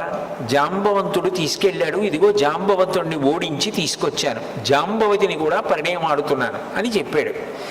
సత్రాజిత్తు చాలా పరితాపం పొందాడు. అక్కడతో అయిపోతే సంకటహర చతుర్థి శమంతకోపాఖ్యానం గుర్తుపెట్టుకోవడం కష్టం అనవలసిన అవసరం ఏముందండి? కానీ అక్కడతో అవలేదు కథ. సంకటంలో పడిపోవడం అంటే అంత తేలిగ్గా వదిలిపెడుతుందా సంకటం అన్నది? ఆ సత్రాజిత్ అన్నాడు, నాకు మగపిల్లలు లేరు, ఉన్నది ఒకే ఒక ఆడపిల్ల సత్యభామ. ఆ సత్యభామని నీకు ఇచ్చి పెళ్లి చేస్తాను, ఎందుకంటే నేను నీ మీద అపవాదు వేశాను, మా తమ్ముడిని చంపేశావని. నువ్వింత కష్టపడి నాకు శమంతకమని నీకు ఇచ్చావు, నా పాపం పోవాలంటే నా కూతుర్ని నీకు ఇచ్చి పెళ్లి చేస్తాను, నా కూతుర్ని వివాహం చేసుకోమని సత్యభామనిచ్చి పెళ్లి చేశాడు. ఇప్పుడు రెండో పెళ్లి శమంతకమణి వల్ల. ఉన్నది నాకొక్క కూతురు, ఎప్పటికైనా ఈ మణి అల్లుడికే వెళ్ళాలి, కాబట్టి ఈ మణి నీకు ఇచ్చేస్తాను, తీసేసుకోమన్నాడు. తీసేసుకోమంటే కృష్ణ పరమాత్మ అన్నాడు, ఇప్పటికే దాన్ని అడిగినందుకే నా మీద అపవాదులు వచ్చాయి, నువ్వు నాకు కోరి కోరి ఇచ్చినా దాని వలన ఏ ఇబ్బంది వస్తుందో నీ దగ్గరే పెట్టుకో, తర్వాత చూద్దాం, నీకేమైనా అయిపోతే అప్పుడు చూద్దాం, నీ దగ్గర ఉంచమన్నాడు. సత్రాజిత్తు దగ్గర ఉంచుకున్నాడు. అక్కడ వరకు కథ బాగుంది కదా, కొంతవరకు గుర్తుపెట్టుకోవచ్చు. కానీ ఇబ్బంది ఎక్కడ వచ్చిందంటే, ఆ కాలంలో అక్రూరుడు, కృతవర్మ, శతధన్వుడు అని ముగ్గురు ఉండేవారు. అక్రూరుడు మహాభక్తుడు, మీరు అక్రూరుడి గురించి వినుంటారు. కంస సంహారానికి భాగవతంలో బలరామకృష్ణుల్ని తీసుకెళ్ళింది అక్రూరుడి. అంతటి మహాభక్తుడు అక్రూరుడు. అటువంటి అక్రూరుడు, కృతవర్మ, శతధన్వుడు, వీళ్ళు ముగ్గురు సత్రాజిత్తుని సత్యభామనిచ్చి పెళ్లి చెయ్యమని అడుగుతూ ఉండేవారు. అడిగితే సత్రాజిత్ అనేవాడు, ఇంకా నిర్ణయించుకోలేదు, మీ ముగ్గురులో ఎవరికో ఒకళ్ళకిచ్చి వివాహం చేస్తానంటూ ఉండేవాడు. అకస్మాత్తుగా ఈ సంఘటన జరిగి ఎప్పుడైతే శమంతకమణిని కృష్ణ పరమాత్మ తీసుకొచ్చి ఇచ్చేశాడో, అంత కష్టపడ్డాడో అపవాదు నుంచి బయటపడడానికి, బాధపడినటువంటి సత్రాజిత్తు సత్యభామని కృష్ణ పరమాత్మకిచ్చి వివాహం చేశాడు. దాంతో వాళ్ళ ముగ్గురికి కోపం బయలుదేరింది. మాకిస్తానన్న సత్యభామని ఇవ్వకుండా కృష్ణుడికి ఇచ్చాడు అని అవకాశం కోసం ఎదురు చూస్తున్నారు. ఒకానొకప్పుడు పాండవుల్ని లక్క ఇంట్లో పెట్టి కాల్చేశారు అని చెప్పి వాళ్ళు దగ్ధమైపోయారని వార్త బయలుదేరింది. ఆయనకి తెలియదా కృష్ణ పరమాత్మకి వాళ్ళు బ్రతికి ఉన్నారని తెలుసు. కానీ ధృతరాష్ట్రుణ్ణి ఏదో సేద తీర్చడానికి, పరామర్శించడానికి వెళ్ళినట్టుగా హస్తినాపురానికి వెళ్ళాడు. ఇదే అవకాశం, కృష్ణుడు లేడు ఊళ్ళో, ఇప్పుడే సత్రాజిత్తు మీద ప్రతీకారం తీర్చుకోవాలని అక్రూరుడు, కృతవర్మ, శతధన్వుడు ముగ్గురు సత్రాజిత్తు ఇంట్లోకి ప్రవేశించి ఆ శమంతకమణిని అపహరించారు. అపహరించిన తర్వాత ఈ శతధన్వుడు అన్నాయని ఇంకొంచెం దూరం వెళ్ళి ఆ సత్రాజిత్తుని సంహరించేశాడు. చంపేసి ముగ్గురు కలిసి పారిపోతున్నారు. భక్తి అన్నది ఒక్కొక్కసారి ఉద్ధాన పతనానికి లోనవుతూ ఉంటుంది. అప్పుడప్పుడు కష్టం వచ్చినప్పుడు ఏమిటి దేవుణ్ణి పట్టుకున్నాను నాకేమొచ్చిందని ఆ భక్తి పోతూ ఉంటుంది, మళ్ళీ నిలబడుతూ ఉంటుంది. అక్రూరుడు తప్పు మనకి ఎందుకు ఈ పనులు, అసలు ఎందుకు ఇట్లాంటి పని చేశాను, కృష్ణ పరమాత్మకి సత్యభామ దక్కితే నేను ఎందుకు అసూయపడాలని బాధపడ్డాడు. శతధన్వుడు తొందరపడి మరి సత్రాజిత్తుని కూడా చంపేశాడు. ఈలోగా మళ్ళీ కృష్ణుడు వచ్చేస్తున్నాడని కబురు అందింది. మామగారు చనిపోయాడని కబురు వెళ్ళింది కృష్ణుడికి. వెనక్కి వస్తున్నాడు. వస్తే చంపేస్తాడేమో అని భయపడి ఆ శమంతకమణిని తీసుకొచ్చి అక్రూరుడి దగ్గర పడేసి, నువ్వు భక్తుడివి, నిన్నైతే ఏం చేయడు, నీ దగ్గర దాచుకో అని చెప్పి శతధన్వుడు మంచి వేగంగా వెళ్ళిపోగలిగిన గుర్రం ఎక్కి పారిపోతున్నాడు. కృష్ణుడు రాని వచ్చాడు. సత్రాజిత్తుని ఎవరు చంపారని భోగట్టా చేశాడు. చేస్తే శతధన్వుడు చంపేశాడని తెలిసింది. వెళ్ళి అన్నగారు బలరాముణ్ణి కూడా రథం మీద ఎక్కించుకొని ఆ శతధన్వుణ్ణి వెంబడించాడు. ఆయన గుర్రం మీద వెళ్ళి వెళ్ళి వెళ్ళి పారిపోతుంటే గుర్రం బడలిపోయి పడిపోయి మరణించింది. ఈ శతధన్వుడు వెనక కృష్ణుడు వచ్చేస్తున్నాడన్న భయంతో పరిగెత్తుకుంటూ చెట్ల మధ్య నుంచి వెళ్ళిపోతున్నాడు. రథం ఎలా వెడుతుంది, మనిషి వెళ్ళినట్టుగా రథం వెళ్ళలేదుగా చెట్ల మధ్య. అందుకని కృష్ణుడు అన్నాడు రథం దిగి, అన్నయ్య నువ్వు రథంలో కూర్చో, నేను వెళ్ళి శతధన్వుణ్ణి శిక్ష వేసి ఆ శమంతకమణిని తీసుకొస్తానని చెప్పి అన్నగారిని బలరాముడిని రథంలో కూర్చోబెట్టి తాను పరిగెత్తుకుంటూ వెళ్ళి శతధన్వుడిని పట్టుకుంటే శతధన్వుడితో యుద్ధం జరగడంలో శతధన్వుడిని సంహరించి ఒళ్ళంతా వెతికాడు. శమంతకమణి కనపడలేదు. ఆయన అక్రూరుడి దగ్గర పెట్టేశాడు. అక్రూరుడు ఇంతటి మహానుభావుడు కృష్ణ పరమాత్మకి ముఖం ఎలా చూపిస్తానని ఆ ఊళ్ళో ఉండకుండా కాశీ వెళ్ళిపోయాడు. అది అక్రూరుడి దగ్గర ఉందని, అక్రూరుడు కాశీ వెళ్ళిపోయాడని ఎవ్వరికీ తెలియదు. కృతవర్మ దేశాలు బట్టిపోయాడు. అసలు ఆ శమంతకమణి ఎక్కడుందో ఎవరికీ తెలియదు. శతధన్వుడి దగ్గర దొరకలేదు. కృష్ణ పరమాత్మ తిరిగి వచ్చి రథంలో కూర్చున్న బలరాముడితో చెప్పాడు, అన్నయ్య అన్నయ్య, ఆ శతధనుడిని సంహరించాను, ఒళ్ళంతా వెతికాను, కానీ ఎక్కడ శమంతకమణి లేదన్నయ్యా అన్నాడు. అంటే బలరాముడు అన్నాడు, నువ్వు చిన్నప్పటి నుంచి నవనీత చౌర్యం అవి నీకు అలవాటే, ఆ శమంతకమణి తీసుకొస్తే అన్నదమ్ములం కాబట్టి మన ఇద్దరికీ చెందుతుంది, బంగారం రోజు ఇద్దరం సగం సగం తీసుకోవలసి ఉంటుంది, మీ మామగారు సత్రాజిత్ కదా నీకిచ్చాడు, అందుకని చెప్పి నాకెందుకు ఇవ్వాలన్న ఉద్దేశ్యంతో శమంతకమణి దొరకలేదని అబద్ధం చెప్పేస్తున్నావు, చిన్నతనం నుంచి నీ లీలలు ఇంతే, నేను నీతో కలిసి ఉండనని చెప్పి ఆయన రథం దిగిపోయి మిథిలా నగరానికి వెళ్ళిపోయాడు. ఇదెక్కడి ప్రారంభం రా ఈ శమంతకమణితో అనుకుని కృష్ణ పరమాత్మ అంతఃపురానికి దిగాలుబడి తిరిగి వచ్చాడు. సత్యభామకి అనుమానం బయలుదేరింది, జాంబవతికి అనుమానం బయలుదేరింది. అంటే సత్యభామ అనుకుంది, ఇది యథార్థానికి మా నాన్నగారు ఇచ్చారు అల్లుడికి, కానీ అంతకన్నా ముందు నిజానికి ఎవరిచ్చారు? జాంబవంతుడు ఇచ్చాడు, ప్రసేనుణ్ణి చంపి సింహం తీసుకుపోతుంటే. ఇప్పుడు ఆ శమంతకమణి కృష్ణుడి దగ్గర ఉంటే సత్రాజిత్ ఇచ్చాడన్న పేరు వస్తుందేమో, సత్యభామ వెలిగిపోతుంది అన్న ఉద్దేశ్యంతో జాంబవతి మీద ప్రేమతో అది ఎక్కడో దాచేశాడు కృష్ణుడు. దాచేసి పోయిందని చెప్పేస్తున్నాడు. జాంబవతికి ప్రీతి చేయడం కోసమని మా నాన్నగారిచ్చారన్న మాట రాకుండా ఉండడం కోసం కనపట్టలేదని చెప్తున్నాడని సత్యభామ అనుకుంది. నిజానికి మా నాన్నగారు కదా సింహాన్ని చంపి తీసుకొచ్చి కృష్ణుడికి ఇచ్చింది, కానీ సత్రాజిత్తు మీద ప్రేమతో సత్యభామ మీద ప్రేమతో మా నాన్నగారి పేరు మాటుకెళ్ళిపోయేటట్టుగా చేయడానికి మణి కనపట్టలేదని చెప్పేస్తున్నారు ఆయన అని జాంబవతి అనుకుంది. ఇటు భార్య జాంబవతి అనుమానించింది, అటు భార్య సత్యభామ అనుమానించింది. ఇటు అన్నగారు ఊరు వదిలిపెట్టి వెళ్ళిపోయాడు. ఊళ్ళో పౌరులందరూ మళ్ళీ మనం అనుకున్నాం కానీ కన్ను అలాగే ఉంది కృష్ణుడికి ఆ శమంతకమణి మీద, పట్టుకొచ్చినట్టే పట్టుకొచ్చి మళ్ళీ దాన్ని ఆయనే ఎత్తుకుపోయాడు అని మళ్ళీ వదంతి బయలుదేరి. అసలు ఇందులోంచి బయటికి ఎట్లా రావాలి? ఇది బయటికి రావాలంటే శమంతకమణి ఎక్కడుందో తెలియాలి. శమంతకమణి అక్రూరుడి దగ్గర ఉంది, అక్రూరుడు పట్టుకుపోయాడని ఊహించడానికి అవకాశమే లేదు. ఎందుకంటే ఆయన మహాభక్తుడు, ఆయన ఎత్తుకుపోయాడని ఎవరు అనుకోరు. ఆయన ఇప్పుడు ఈ కథకి ముగింపు ఎలా? ఈ సంకటం ఏమిటి నాకు? ఇందులోంచి అసలు ఈ ఇరుకులోంచి బయటికి ఎలా రావాలి? అన్నయ్య ఎప్పటికొస్తాడు? బయటికి వెడితే ఎవరు చూసినా నన్ను నింద చేసేవాళ్ళే. అంటే సంకటం అన్నది వస్తే ఎంత భయంకరంగా ఉంటుందో, అన్నం తిననివ్వదు, నీళ్లు తాగనివ్వదు, పడుకోనివ్వదు, తనవారు కూడా తనని అనుమానిస్తారు. అది ఎంత భయంకరంగా ఉంటుందో మనం అనుభవిస్తే తట్టుకోలేమని దయాళు అయినటువంటి కృష్ణ పరమాత్మ అనుభవించి చూపించాడు మనకి. అప్పుడు ఆయన ఆలోచన చేస్తూ బాధతో కూర్చున్నాడు అంతఃపురంలో. ఎలా నేను ఈ సంకటం నుంచి బయటికి వస్తాను, ఎలా పోతుంది నాకు ఈ అపవాదని. అసలు ఇంతకీ ఈ కథలో ఇప్పటి వరకు మీకు ఎక్కడైనా వినాయకుడు కానీ చంద్రుడు కానీ కనపడ్డా? ఇప్పటి వరకు కనపడరు శమంతకోపాఖ్యానం. అదో పెద్ద నారద మహర్షి వచ్చారు. వచ్చి, కృష్ణ నువ్వు బెంగ పెట్టుకోవు, నువ్వు ఏ రోజున ప్రసేనజిత్తుతో కలిసి వేటకి వెళ్ళావో జ్ఞాపకం తెచ్చుకో అన్నారు. ఆయన బాగా జ్ఞాపకం తెచ్చుకొని గుర్తొచ్చింది, భాద్రపద మాసంలో శుక్లపక్షంలో చతుర్థి తిథి నాడు వెళ్ళాను, అదే నీ కొంప ముంచేసింది.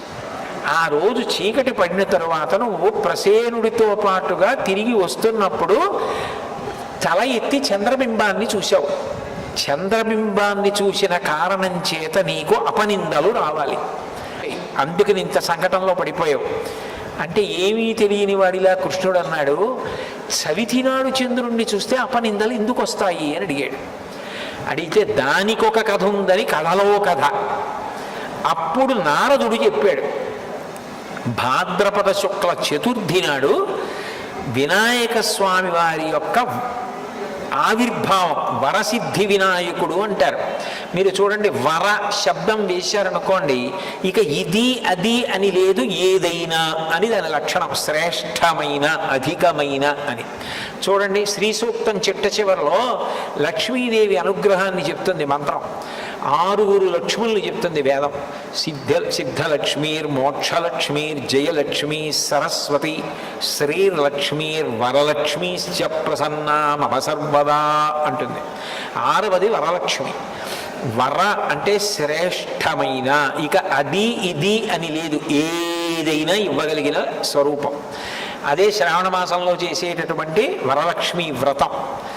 అటువంటి వరసిద్ధి వినాయక, ఏదైనా ఇవ్వగలిగినటువంటి గొప్ప శక్తివంతుడుగా విఘ్నేశ్వరుడు ఆవిర్భవించాడు.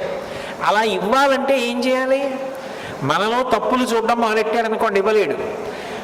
ఆయన పిల్లవాడిగా, అంటే నేను మొట్టమొదట్లో ప్రసంగంలో చెప్పానే, పిల్లవాడి మనస్తత్వం ఎలా ఉంటుందో అంతగా మన తప్పులను మరిచిపోగలిగిన ప్రేమైక మూర్తిగా అవతార స్వీకారం చేశాడు భాద్రపద శుక్ల చవితి నాడు.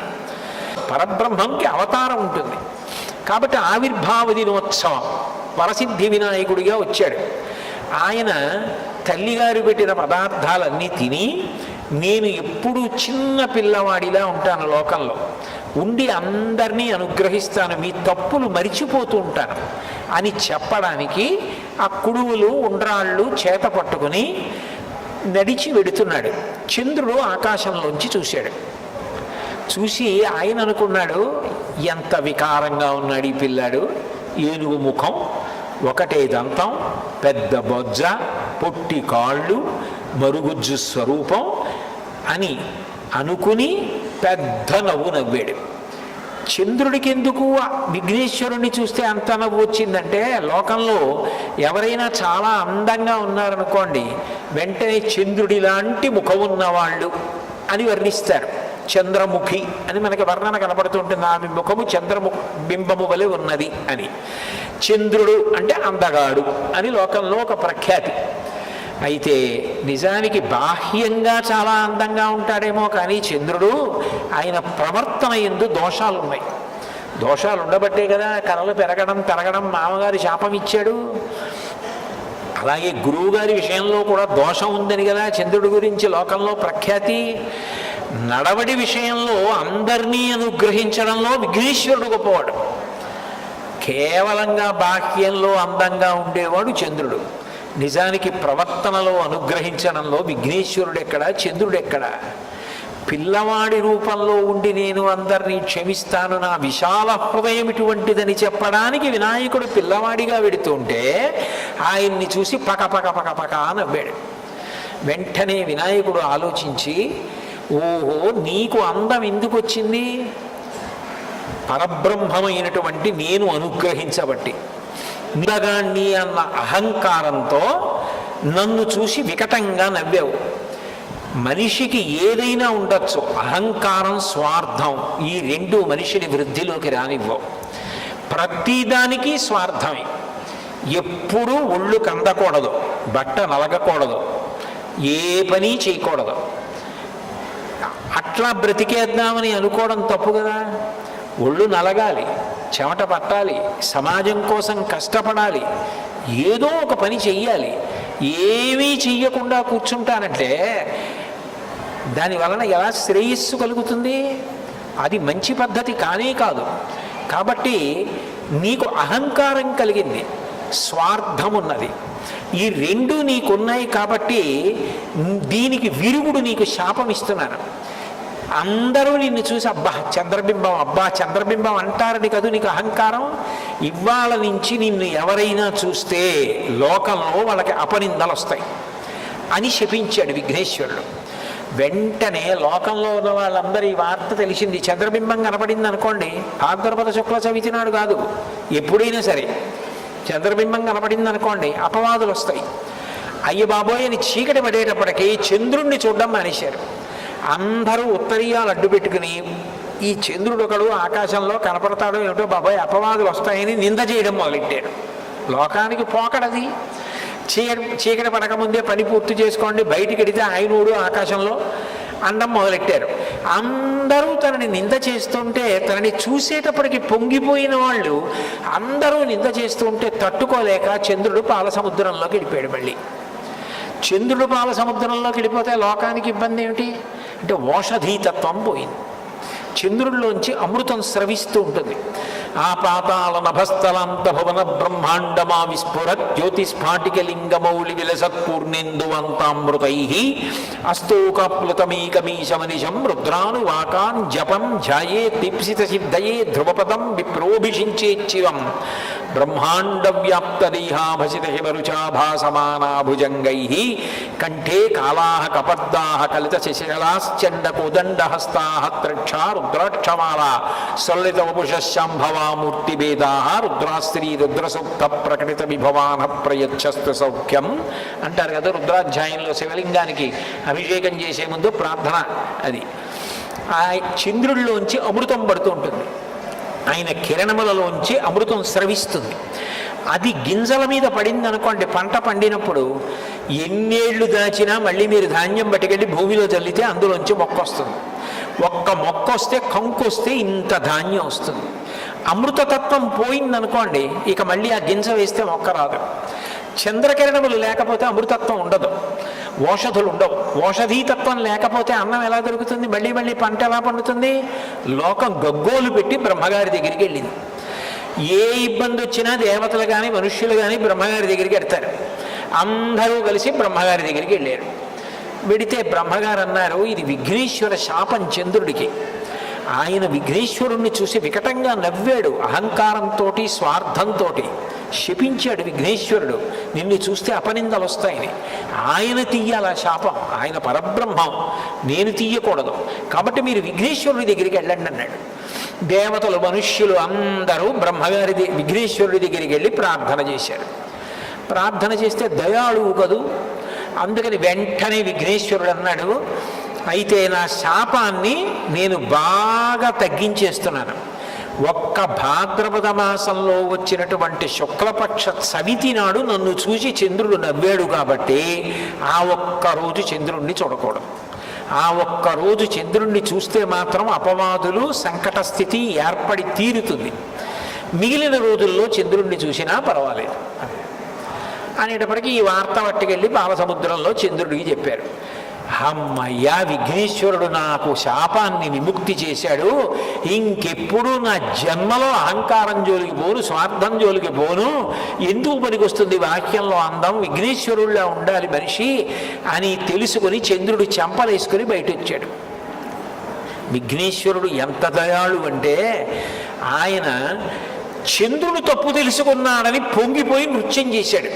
ఎవరైనా నృత్యం చేయడానికి వచ్చారనుకోండి, వాళ్ళు చాలా విపరీతమైన లావుగా పొట్టిగా ఉన్నారనుకోండి, వాళ్ళు నృత్యం చేస్తే నవ్వుతారు. నృత్యం చేయాలంటే ఏదో సన్నగా శరీరం దానికి సహకరించేటట్టుగా అందంగా ఉంటే నృత్యం చేస్తే బాగుంటుంది. అంతేగాని విఘ్నేశ్వరుడు నృత్యం చేయడం ఏమిటి అంటే, ఆయన అవతలవాడు తన తప్పు తెలుసుకుంటే సంతోషాన్ని పట్టలేకపోయాడు, పట్టలేక నృత్యం చేశాడు. చంద్రుడు వచ్చి క్షమాపణ అడిగాడని కాదు, చంద్రుడు తప్పు తెలుసుకున్నాడు చాలు. ఎవడి తప్పు వాడు తెలుసుకుంటే చాలు. నృత్యం చేస్తే నృత్య గణపతి స్వరూపం వచ్చింది. అప్పుడు చంద్రుడు వచ్చి మళ్ళీ ఆకాశంలోకి ఎక్కాడు. మళ్ళీ ఓషధీతత్వం వచ్చింది. మళ్ళీ వెనక్కి రండి. నారదుడు ఈ విషయం చెప్పి కృష్ణ పరమాత్మకే, కృష్ణ భాద్రపద శుక్ల చవితి నాడు నువ్వు ప్రసేనుడితో కలిసి వేటకి వెళ్ళి చీకటి పడ్డాక చంద్రబింబాన్ని చూసావు, అందుకని వచ్చింది సంకట స్థితి. ఇది పోవాలి అంటే నువ్వు కూడా మళ్ళీ విఘ్నేశ్వరుడి యొక్క వ్రతం చెయ్యాలి. మళ్ళీ నువ్వు కూడా భాద్రపద శుక్లపక్షంలో చవితి నాడు వచ్చేటటువంటి విఘ్నేశ్వరుడి యొక్క వ్రతం చేస్తే ఆయన యొక్క అనుగ్రహానికి పాత్రుడవైతే నీకు వచ్చినటువంటి అపనింద తొలగిపోతుంది. లేకపోతే నిన్ను ఈ అపనింద ఇట్లాగే వెంటాడుతుంటుంది, ఈ సంకట స్థితి నీకు ఇట్లాగే కొనసాగుతుంది. అంటే కృష్ణ పరమాత్మ అంతటి వాడు భాద్రపద మాసంలో శుక్లపక్షంలో వచ్చేటటువంటి చదివితి నాడు వినాయకుడిని ప్రార్థన చేస్తే ఈ వ్రతాన్ని ఇట్లా చెయ్యమని చెప్పినవాడు విఘ్నేశ్వరుడే. అందులో ప్రధాన నైవేద్యం కూడా ఏమిటి అంటే దోసపండు. దోసకాయ లేతగా ఉంటుంది, ఏ కాలమునందు ఏది వస్తుందో దాన్ని ప్రధాన నైవేద్యం చేస్తారు.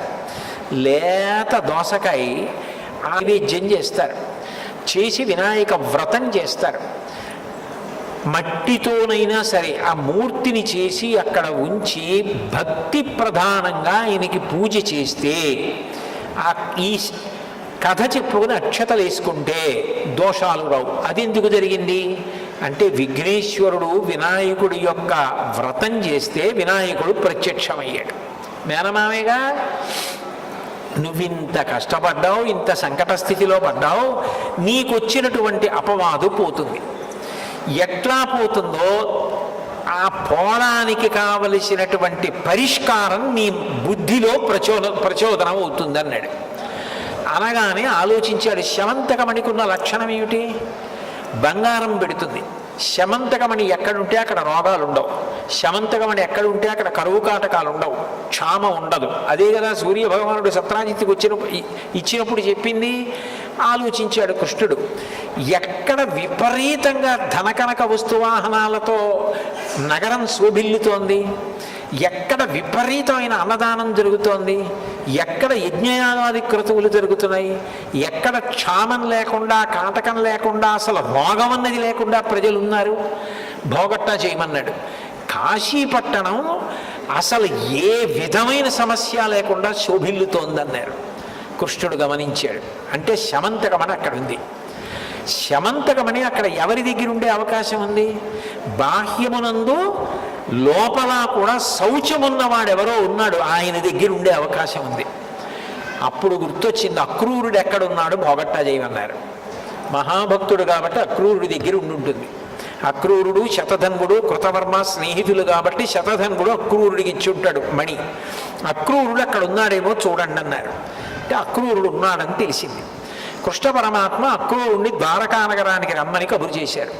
ఒకనాడు తప్పు చేసి ఊరు వదిలిపెట్టి వెళ్ళిపోయాను, నా స్వామి నన్ను పిలిచారు, నాకు ఇంతకన్నా ఏం కావాలని శమంతకమణిని తీసుకుని అక్రూరుడు పరిగెత్తుకుంటూ ద్వారకా నగరానికి వచ్చాడు. వచ్చి, స్వామి ఆనాడు తప్పైపోయింది, తాత్కాలికమైన ఉద్రేకంలో శమంతకమణిని అపహరిద్దామని వెళ్ళాను, శతధన్వుడు తొందరపడి సత్రాజిత్తుని చంపాడు, మీరు వస్తే మీ ముఖం చూడలేక కాశీపట్టణానికి వెళ్ళిపోయాను, నన్ను క్షమించండి అన్నాడు. నిన్ను ఇప్పుడూ క్షమించాను, శమంతకమణి ఉంది కదా, ఇప్పుడు మా అన్నగారికి వాళ్ళకి ఈ విషయం చెప్పు అని అందరినీ పిలిచి, జాంబవతిని, సత్యభామని, బలరాముణ్ణి, ఊళ్ళో ఉన్న వాళ్ళందరినీ పిలిచి ఇప్పుడు కాణిపాకంలో ఎలా సభ చేశారో అలా సభ చేసి కృష్ణ అక్రూరుణ్ణి తీసుకొచ్చి దీని కథంతా చెప్పవయ్యా నాయన అంటే అప్పుడు అక్రూరుడు ఆ కథంతా చెప్పాడు. చెప్పి శమంతకమణి కృష్ణుడి దగ్గర లేదు, నా దగ్గర ఉంది, నేను కాశీలో ఉన్నాను, అందుకని కాశీలో ఇన్నాళ్ళు అన్నదానం చేస్తూ యజ్ఞయాగాదులు చేస్తూ ఉన్నాను అని చెప్పాడు. ప్రజలందరూ నాలుకలు కరుచుకొని, అయ్యయ్యో కృష్ణుడిని ఎంత ఇబ్బంది పెట్టేశాం, ఎన్ని మాటలన్నాం, మనశ్శాంతి లేకుండా చేసేశామని సత్యభామ, జాంబవతి వీళ్ళు కూడా చాలా బాధపడిపోయి, అయ్యో మిమ్మల్ని అనుమానించాను నిష్కారణంగా, మమ్మల్ని క్షమించండి. ఏముంది, తప్పు తెలిసిన తర్వాత ప్రజలు మళ్ళీ ఇటువైపు నుంచి ఇటువైపు మళ్ళీ తిరిగిపోతారు, క్షమించండి అని అందరూ కృష్ణ పరమాత్మ దగ్గరికి వచ్చారు. కృష్ణ పరమాత్మ ఇదంతా విని చాలా సంతోషించి, అమ్మయ్య ఈ సంకటం నుంచి బయటపడ్డాను అంతే చాలు, అపనింద నుంచి బయటపడ్డాను అంతే చాలు, కానీ నేను కాబట్టి ఇంత కష్టపడి బయటికి వచ్చాను. ఒక సామాన్యమైనటువంటి మనుష్యుడు తెలిసో తెలియకో భాద్రపద మాసంలో వచ్చే శుక్లపక్ష చవితి నాడు చంద్రుణ్ణి చూస్తే, ఇటువంటి అపనింద వస్తే, ఇటువంటి సంకట స్థితిలో పడిపోతే అసలు ఆయన ఎలా బయటికి వస్తాడు? ఆ వ్యక్తి శక్తి ఎలా సరిపోతుంది? కాబట్టి వినాయక స్వామి నువ్వే దీనికి మార్గం కూడా చెప్పాలి అన్నాడు కృష్ణ పరమాత్మ. ఎందుకని? శాపం విఘ్నేశ్వరుడిది, ఆయనే చెప్పాలి. అంటే ఆయన అన్నాడు, నువ్వు ఎలా పూజ చేశావో అట్లా పూజ చేసి నువ్వు కష్టంలోంచి బయటకు రావడానికి ఎంత కష్టపడ్డావో ఇతివృత్తమైనటువంటి ఈ శమంతకోపాఖ్యానం కథంతా చెప్పుకుని అక్షతలు వేసుకుంటే నన్ను చూసినా కూడా ఇబ్బంది రాదన్నాడు. చంద్రుడిని చూసినా కూడా ఇబ్బంది రాదు అని వినాయకుడు శాపావకాశం ఇచ్చాడు. అంతవరకు బాగానే ఉంది. కానీ ఈ శమంతకోపాఖ్యానం ఇంత జ్ఞాపకం ఉండి ఇన్ని మలుపులతోటి కథంతా చెప్పుకోలేకపోతే ఎక్కడైనా కథ అయిపోయిందిగా. కథ తారుమారైపోతే ఇబ్బంది కదా. మరి ఏం చేయమంటావు అని అడిగాడు మేనల్లుడు విఘ్నేశ్వరుణ్ణి. కృష్ణ పరమాత్మ అడిగితే విఘ్నేశ్వరుడు అన్నాడు, ఈ కథంతా చెప్పుకోలేకపోయినా, ఈ కథంతా జ్ఞాపకం ఉండకపోయినా అసలు శమంతకమణి నీది అని ఒకనాడు అన్నదే జాంబవతి. ఆవిడ నిన్ను చూసి సంతోషంతో ఏ శ్లోకం చెప్పిందో ఆ ఒక్క శ్లోకం చెప్పుకొని అక్షతలు వేసుకుంటే చాలు. సింహప్రసేన మమధీహి సింహో జాంబవతాహతః సుకుమారకమారోధీహి తవ హ్యేషాస్యమంతకః నీ అని ఆ శ్లోకంలో ఉంది. కాబట్టి ఆ శ్లోకం ఒక్కటి చెప్పుకొని అక్షతలు వేసుకున్న వాళ్ళకి వినాయకమణి నేను దక్కుతాను, కృష్ణమణి నువ్వు దక్కుతావు, చంద్రమణి ఆయన దక్కుతాడు, ఏ విధమైనటువంటి ఇబ్బందులు ఉండవు, శమంతకమణి నా అనుగ్రహం అంతకన్నా గొప్పది, ఇన్నీ కూడా వాళ్ళకి దక్కుతాయి. అందుకని ఈ శ్లోకం ఒక్కటి చెప్పుకుంటే చాలన్నాడు.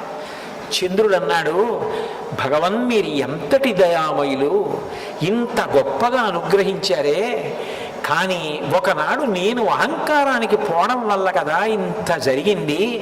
నిజంగా మనిషికి అహంకారం, స్వార్థం ఎంత ప్రమాదకరమైనవో, దానివల్ల ఎంతమంది బాధపడతారో నాకు అర్థమైంది, క్షమించండి అని అడిగాడు. విఘ్నేశ్వరుడు ఎంత దయాళు అంటే వెంటనే వరం ఇచ్చేశాడు చంద్రుడికి. ఏ నిన్ను చూస్తే అపవాదులు వస్తాయని చెప్పానో ఆ నిన్నే భాద్రపద మాసంలో అమావాస్య వెళ్ళిపోగానే శుక్లపక్ష పాడ్యం వస్తుంది కదా, భాద్రపద మాసంలో పాడ్యం వస్తుంది. ఆ పాడ్యమి నాడు చంద్ర దర్శనం చేసి తీరాలి, చంద్రుణ్ణి చూడాలి. అలా చంద్రుణ్ణి చూస్తే అసలు అపవాదులే రావు, సంకట స్థితి రాదు. కానీ ఇక్కడ ఇబ్బంది ఉంది. చవితి నాడు చంద్రుణ్ణి చూసేశారనుకోండి మీరు, మళ్ళీ చంద్రుణ్ణి అలా పాడ్యమి నాడు చూడాలంటే వెనక్కి వెళ్ళదుగా కాలం. చవితి నాడు చూశారు చంద్రుణ్ణి, పాడ్యం ఎప్పుడుంది, ముందుంది. పాడ్యమి నాడు చూడాలంటే మళ్ళీ మీరు ఎంతకాలం ఎదురు చూడాలి మళ్ళీ చంద్రుణ్ణి చూడాలంటే.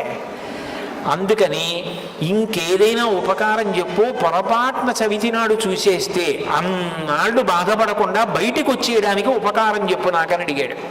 చేయడానికి కాదు, అసలు సంకటమే రాకుండా నా అనుగ్రహం నిరంతరం కాపాడాలి అంటే, అసలు మనిషి ప్రమాదముల జోలికి, ఇబ్బందుల జోలికి వెళ్లకుండా రక్షింపబడడానికి నేను ఒక గొప్ప ఉపకారం లోకానికి చేస్తాను. తప్పు తెలుసుకుని నువ్వు ప్రార్థించావు కాబట్టి నీకు కూడా వరమిస్తాను చంద్ర. శుక్లపక్షంలో చవితి నాడు వినాయక వ్రతం, కృష్ణపక్షంలో వచ్చేటటువంటి చవితి చతుర్థి తిథి నాడు మళ్ళీ వినాయక వ్రతం. అంటే మళ్ళీ విఘ్నేశ్వరుడికి పూజ. భాద్రపద మాసంలో శుక్లపక్ష చవితి నాడు ఎలా చేస్తారో అట్లాగే చేస్తారు. ఇదే కథ చెప్తారు. కానీ సంకటహర చతుర్థి వ్రతము అన్న మాట అన్వయం కావాలి అంటే నిన్ను కూడా పూజ చేయాలి. అంటే నన్ను పూజ చేస్తూ, అంటే విఘ్నేశ్వరుడి పూజ పూర్తి చేసేసి పక్కన రోహిణీ సహిత చంద్రుణ్ణి, మనం ఏది చేసినా అమ్మవారితో కూడిన అయ్యవారికి పూజ చేస్తాం. శ్రీకే చూడండి, అరుంధతి వశిష్టాభ్యాం నమః, శశి పురందరాభ్యాం నమః, వాణీ హిరణ్యగర్భాభ్యాం నమః, సీతారామచంద్రాభ్యాం నమః, పార్వతీ పరమేశ్వరాభ్యాం నమః, లక్ష్మీనారాయణాభ్యాం నమః. సశక్తియుతులైన పరమాత్మని పూజ చేస్తాం. అందుకని రోహిణిని చంద్రుణ్ణి కలిపి పూజలో పెట్టి, రోహిణికి చంద్రుడికి కూడా పూజ చేయడం మంచిది. ఒకవేళ చంద్రుడికి రోహిణికి పూజ అంతా చేయకపోయినా అర్ఘ్యం ఇచ్చినా చాలు. అర్ఘ్యం ఇవ్వడం అంటే అగ్రపూజ చేసినట్టు. చాలా గౌరవించారని గుర్తు ఏమిటంటే ఆ అర్ఘ్యం ఇస్తారు. మహాభారతంలో ధర్మరాజు గారు రాజసూయం చేసినప్పుడు కృష్ణ పరమాత్మకే అగ్రపూజ చేశారు. అగ్రపూజ అంటే ఆయనకి ఏదో మణులు, పెద్ద పెద్ద వజ్రాలు, వైఢూర్యాలు, చీనాంబరాలు, రథాలు, గుర్రాలు, ఏనుగులు ఇవన్నీ ఇవ్వడం కాదు, అర్ఘ్యం ఇస్తారు. అర్ఘ్యం ఇవ్వడం అంటే కుడి చేతి మీద నీళ్లు పోస్తారు. అర్ఘ్యం ఇచ్చారు అంటే ఎంతో గౌరవించారని గుర్తు. చంద్రుడికి రోహిణికి అర్ఘ్యం ఇవ్వాలి, వీలైతే పూజ చెయ్యాలి. అట్లా ఎవరు చేస్తారో వారికి సంకటము కలగదు. ఒకవేళ సంకటమునందుంటే నేను వారిని సంకటము నుండి పైకెత్తుతాను. కాబట్టి అది సంకటహర చతుర్థి అన్న పేరుతో జరుగుతుంది. శుక్లపక్షంలో వచ్చేది వరసిద్ధి వినాయక వ్రతం, కృష్ణపక్షంలో వచ్చేటటువంటి చతుర్థి సంకటహర చతుర్థి అని పిలువబడుతుంది. శుక్లపక్షంలో వచ్చే దానిలో చంద్రుడికి రోహిణికి పూజ లేదు. కృష్ణపక్షంలో అదే చంద్రుడికి మళ్ళీ పూజ ఇచ్చేశాడు. అమావాస్య వెళ్ళిన పాడ్యమి నాడు, అందుకే మీరు పంచాంగం చూడండి, చంద్రదర్శనం అని రాసుంటుంది. అంటే చంద్రుణ్ణి చూడాలి. మీరు చంద్రుణ్ణి అమావాస్య వెళ్ళిన పాడ్యమి నాడు కనపడకపోతే ఇంకొక వరం ఇచ్చాడు. తృతీయ తదియనాడు చంద్రుణ్ణి చూసినా పర్వాలేదు. ఎందుకనంటే తదియనాడు ఏ చంద్రరేఖ ఉంటుందో అదే అమ్మవారి కొప్పులో ఉంటుంది. అదే చంద్రరేఖ పరమశివుడి యొక్క కొప్పులో ఉంటుంది. అదే చంద్రరేఖ సరస్వతీదేవి కొప్పులో ఉంటుంది.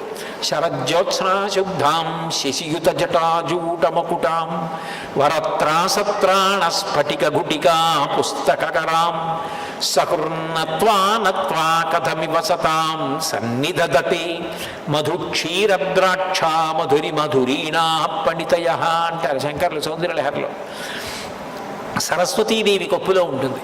శంకరుడు సరే చంద్రోద్భాసిత శేఖరే స్మరహరే గంగాధరే శంకరే సర్పైర్భూషిత కంఠకర్ణ వివరే నేత్రోద్ధ వైశ్వానరే దంతిత్వకృత సుందరాంబరధరే త్రైలోక్య సారే హరే మోక్షార్థం కురుచిత్త వృత్తి మమలాం అంతైస్తు కింకర్మభిః అని పరమశివుడి కొప్పులో ఉంటుంది తదినాటి చంద్రరేఖ.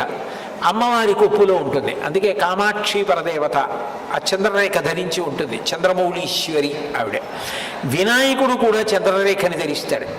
తదియనాటి చంద్రరేఖని ఆయన కూడా ధరిస్తాడు. కానీ మిగిలినటువంటి దేవతా స్వరూపాలకి ఈ విఘ్నేశ్వరుడు చంద్రరేఖని ధరించడానికి ఓ తేడా ఉంటుంది. మిగిలిన వాళ్ళందరూ కొప్పులో పక్కకి పెట్టుకుంటారు ఇలాగా. మీరు అందుకే చూడండి, ఇలా పక్కకి చంద్రవంక అంటారు కదా, నెలవంక. తది శుక్లపక్ష తది నాటి చంద్రరేఖ ఇలా ఉంటుంది, ఈ పక్కకి పెట్టుకుంటారు. ఒక్క విఘ్నేశ్వరుడు మాత్రం ఇలా పెట్టుకుంటాడు తల మీద. అందుకే బాలచంద్రం, భాల్లో భా. అందుకే సుముఖశ్చైకదంతశ్చ కపిలో గజకర్ణక లంబోదరశ్చ వికటో విఘ్నరాజో గణాధిప ధూమకేతుర్గణాధ్యక్ష బాలచంద్రో గజానన.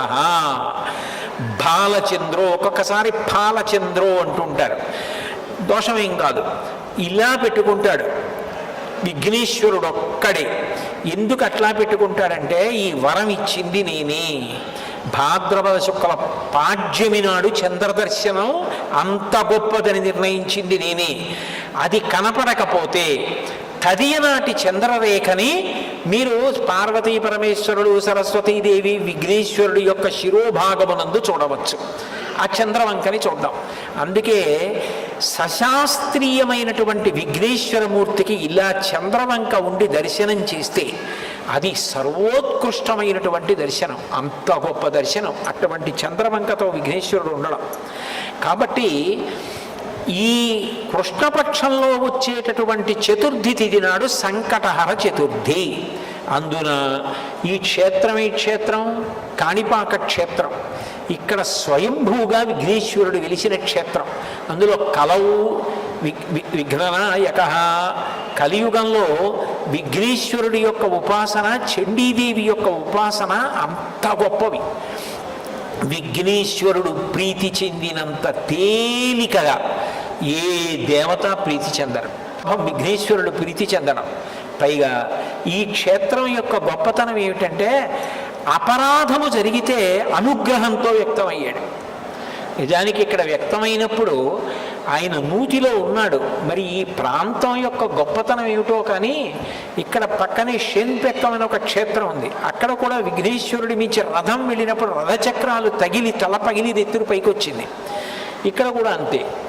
ఆయన నూతి లోపల ఉండగా తెలియక సరి అయినటువంటి శరీర స్థితి లేక, అంటే కళ్ళు లేక, మాట్లాడలేక, వినలేక, ఆ వైక్లభ్యంతో ఇబ్బంది పడుతున్నటువంటి సోదరులు తెలియక గుణపం పెట్టి కొట్టినప్పుడు ఆ తల మీద తగిలి కన్నం పడి నెత్తురు పైకి లేచింది. చిత్రం ఏమిటంటే వాళ్ళు తెలియక చేసిందే తప్ప తెలిసి చేసింది కాదు. అక్కడ వినాయకుడు ఉన్నాడని వాళ్ళకి తెలియదు. వాళ్ళు భగవంతుణ్ణి నమ్మి నమస్కరించి వరదరాజస్వామి దర్శనం చేసుకుని ఊరంతా క్షామం వస్తే మనం నమ్ముకుని నూతి నీళ్లతో వ్యవసాయం చేసుకుని ఇక్కడే ఉండి బతుకుదాం అనుకున్న వాళ్ళు సోదరులు. వాళ్ళు భగవత్ ప్రార్థన చేసి మొదలుపెట్టారు ఆ నుయ్యి తవ్వడం. వాళ్ళకి భక్తి ఉంది, వాళ్ళు అపచారం చేయలేదు, వాళ్ళకి తెలియదు, తెలిసే అవకాశం కూడా లేదు. పాపం ఒక ఆయనకి కళ్ళు లేవు ఆ సోదరుల్లో. ఆ గుణపం తగిలి నెత్తురు వచ్చింది. నిజానికి అపచారం కదా, అపరాధం కదా, వాళ్ళకి తెలియదు కదా. కానీ వాళ్ళు భగవంతుణ్ణి నమ్మి కదా ప్రార్థన చేసి తవ్వడం మొదలుపెట్టారు. ఆయన నెత్తురు తగిలితే తగలగానే మాటలు లేని వాడికి మాటలు వచ్చాయి, వినలేని వాడికి వినికిడి వచ్చింది, మాట లేని వాడికి మాట వచ్చింది. కానీ అయ్యో భగవన్మూర్తి నుండి రక్తం స్రవించడమా అని బాధపడి వెంటనే చుట్టుపక్కల ఉన్న వాళ్ళందరూ బయలుదేరి వచ్చి ఎన్ని కొబ్బరికాయలు కొట్టారంటే అట స్వామికి 1.5 ఎకరాల నేల కొబ్బరి నీటి ప్రవాహంతో నిండిపోయింది. అందుకని కాణి అంటే 1.5 ఎకరాల భూమి, ఆ భూమిలో పారినటువంటి ఈ నారికేళ జలం, కొబ్బరి నీరు, అది నెత్తుటిని కడిగింది. అందుకనేది కాలాంతరమనందు కాణిపాక క్షేత్రమైంది. అంటే అంత గొప్ప అనుగ్రహమూర్తి. అందరూ అంత లోపలికి చూడరేమో అనుకున్నాడు, ఇది నిజమేనా అనుకుంటారు అనుకున్నాడు. ఈ స్వామి అంత వైభవాన్ని అనుమానం ఉండకూడదనుకున్నాడు. ఏటేటా ఆయన పెరుగుదల స్పష్టంగా కనపడుతోంది. నేను చెప్పడం కాదు, మీరు దేవాలయంలో అక్కడ ఎదురుకుండా ఉన్నటువంటి రజిత కవచాలు చూస్తే ఒకప్పుడు ఆయన వ్యక్తమైనప్పుడు పెట్టినటువంటి రజిత కవచం, ఇప్పుడు ఆయనకి చేయించిన రజిత కవచం ఎంత తేడా ఉన్నాయో అర్థమవుతుంది. అంత పెద్ద మూర్తిగా పైకొచ్చి ఇప్పటికీ తల మీద గుణపంతో కొట్టినటువంటి కన్నం, అక్కడ నూతిలో ఉబికేటటువంటి నీరు, స్పష్టమైనటువంటి గజాననం, తొండం, నేత్రాలు అన్నీ అట్లా ఖచ్చితంగా తిరుగులేని రీతిలో దర్శనమిస్తూ కనపడుతున్నాడు. అంటే కలియుగంలో నిజానికి పరబ్రహ్మము యొక్క గోటి కాంతి చూడ్డానికి మన ఉపాసన బలం సరిపోదు. అటువంటిది రాశీభూతమైన పరబ్రహ్మం ఎదుగుతున్నటువంటి వాణ్ణి ఈ మాంస చక్షువుతో ప్రతిరోజు కూడా చూడడానికి అవకాశం లభించినటువంటి గొప్ప క్షేత్రం కాణిపాక క్షేత్రం. పైగా కలియుగంలో ఎవరి ఉపాసన జరగాలో అటువంటి విఘ్నేశ్వరమూర్తి వ్యక్తమైనటువంటి క్షేత్రం, పరమదయాళు అయినటువంటి స్వామి. అటువంటి స్వామి సన్నిధానంలో ప్రతి కృష్ణపక్ష చతుర్థి నాడు కూడా సంకటహర చతుర్థి వ్రతాన్ని చేసుకోగలగడం, ఒక్కసారి సంకటహర చతుర్థి వ్రతాన్ని ఇక్కడ చేసుకోవడం, విఘ్నేశ్వరానుగ్రహంగా ప్రసాదంగా అక్షతలు వేయించుకోవడం ఎంత గొప్ప విషయం. ఎంతో శాస్త్ర పండితులు, ఉద్దండులు, సుస్వరంతో మంత్రం చెప్పగలిగినటువంటి పరమ ప్రేమైకమూర్తులైనటువంటి వేద విద్వాంసులు ఉన్నారు. ఈ దేవస్థానం వృద్ధి చెందాలి, దేవస్థానంలో ప్రజలకి అందవలసినటువంటి వ్రతాలు, పూజలు అందించాలని తాపత్రయపడేటటువంటి దేవస్థాన పాలక మండలి అధ్యక్షుడు, కార్యనిర్వహణాధికారి ఉన్నారు. మరికి ఎంత ఆర్తి లేకపోతే ఎక్కడో కాకినాడలో ఉన్న నా దగ్గరికి వచ్చి, అయ్యా ఈ సంకటహర చతుర్థి వ్రతం యొక్క గొప్పతనం ఎందుకు వచ్చింది అన్నది ఒక్కసారి మీరు వచ్చి సభలో చెప్పాలి అని నన్ను తీసుకొచ్చారు అంటే, వాళ్ళకి ఇక్కడున్న వైభవాన్ని ప్రజలకు అందించి ప్రజలు ఇబ్బంది పడకుండా ఉండేటట్టు చూడాలని తాపత్రయపడుతున్నారో మనకు అర్థమవుతుంది. అట్లాగే ఈ ఊరికి అంతటికీ సర్పంచ్ గారు, ఆయన ప్రేమ. ఇంతమంది విద్వాంసులు ఉన్నారు, ప్రేమైకమూర్తులైన నిర్వాహకులు ఉన్నారు. స్వామి తనంత తానుగా వ్యక్తమైనటువంటి పరమ దయాళు. అటువంటి విఘ్నేశ్వర క్షేత్రంలో చక్కగా సంకటహర చతుర్థి వ్రతం అనేటటువంటిది జరుగుతుండడం, ఈ కథని చక్కగా చాలా సంక్షిప్తంగా ప్రచురణ చేసి ఈ శ్లోకం కూడా అందరూ చదువుకోవడానికి వీలుగా ప్రచురించి సంకటహర చతుర్థి వ్రతం చేసుకున్నప్పుడు ఆ కథని కూడా అందరికీ ఇవ్వడం మొదలు పెడితే అనతి కాలంలోనే అందరూ ఇళ్ల దగ్గర వినాయక చవితి చేసుకున్నప్పుడు కూడా సక్రమమైన కథ చదువుకోగలుగుతారు, శ్లోకాన్ని కూడా యథాతథంగా చదువుకోగలుగుతారు. నేను వారి సౌకర్యార్థం దేవస్థానానికి అందించడానికి ఆ ప్రతులు కూడా తీసుకురావడం జరిగింది. మీకు నేను ఇంకొక మాట కూడా చెప్తున్నాను. కలియుగంలో విఘ్నేశ్వరుడు పిలిస్తే పలికేటంత గొప్ప ఉపాసన చేసినటువంటి మహాపురుషులు పీఠానికి 68 పీఠాధిపతులైనటువంటి చంద్రశేఖరేంద్ర సరస్వతి మహాస్వామి వారు.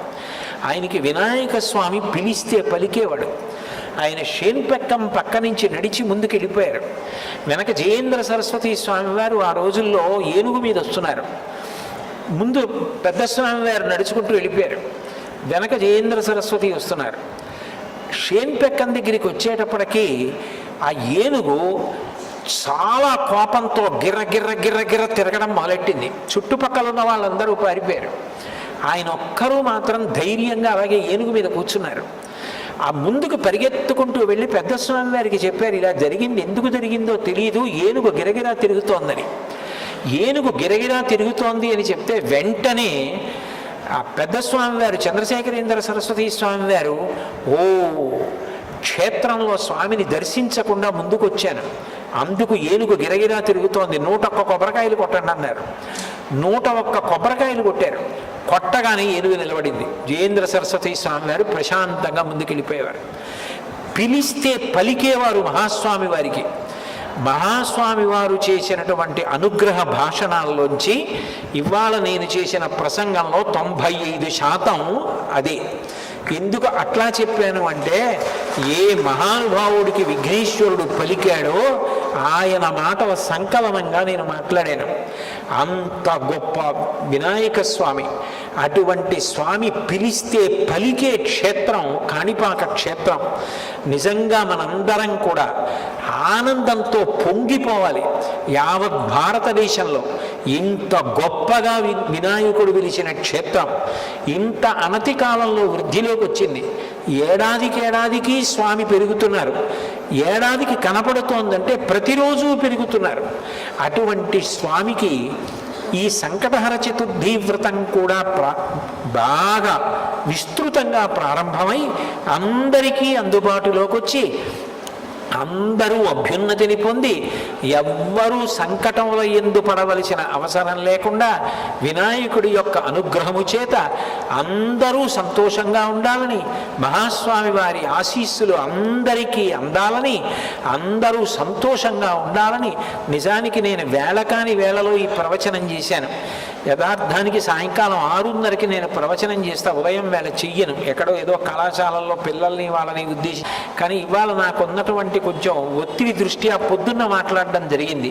నేను ఉదయం వేళ మాట్లాడడానికి వచ్చినా మీరు ఇంతమంది ఇంత ప్రేమతో వచ్చి కూర్చున్నందుకు, అంత శ్రద్ధతో ఒక్కరి మాట వినపడకుండా విన్నందుకు మీ అందరికీ కూడా వినాయక స్వామి యొక్క పరిపూర్ణమైన అనుగ్రహం లభిస్తుందనడంలో నాకు ఏ విధమైన సందేహం లేదు.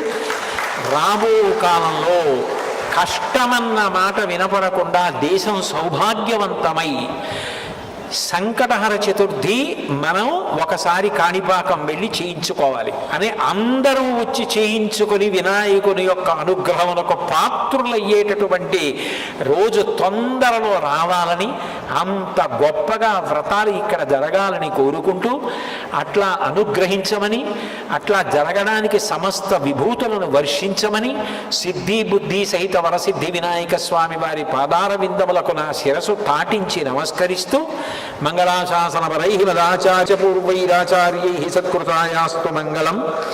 మంగళం కోసలేంద్రాయ మహనీయ గుణాత్మనే చక్రవర్తి తనూజాయ సర్వభౌమాయ మంగళం ఉమాకాంతాయ కాంతాయ కామితార్థప్రదాయిని శ్రీగిరీశాయ దేవాయ మలినాథాయ మంగళం.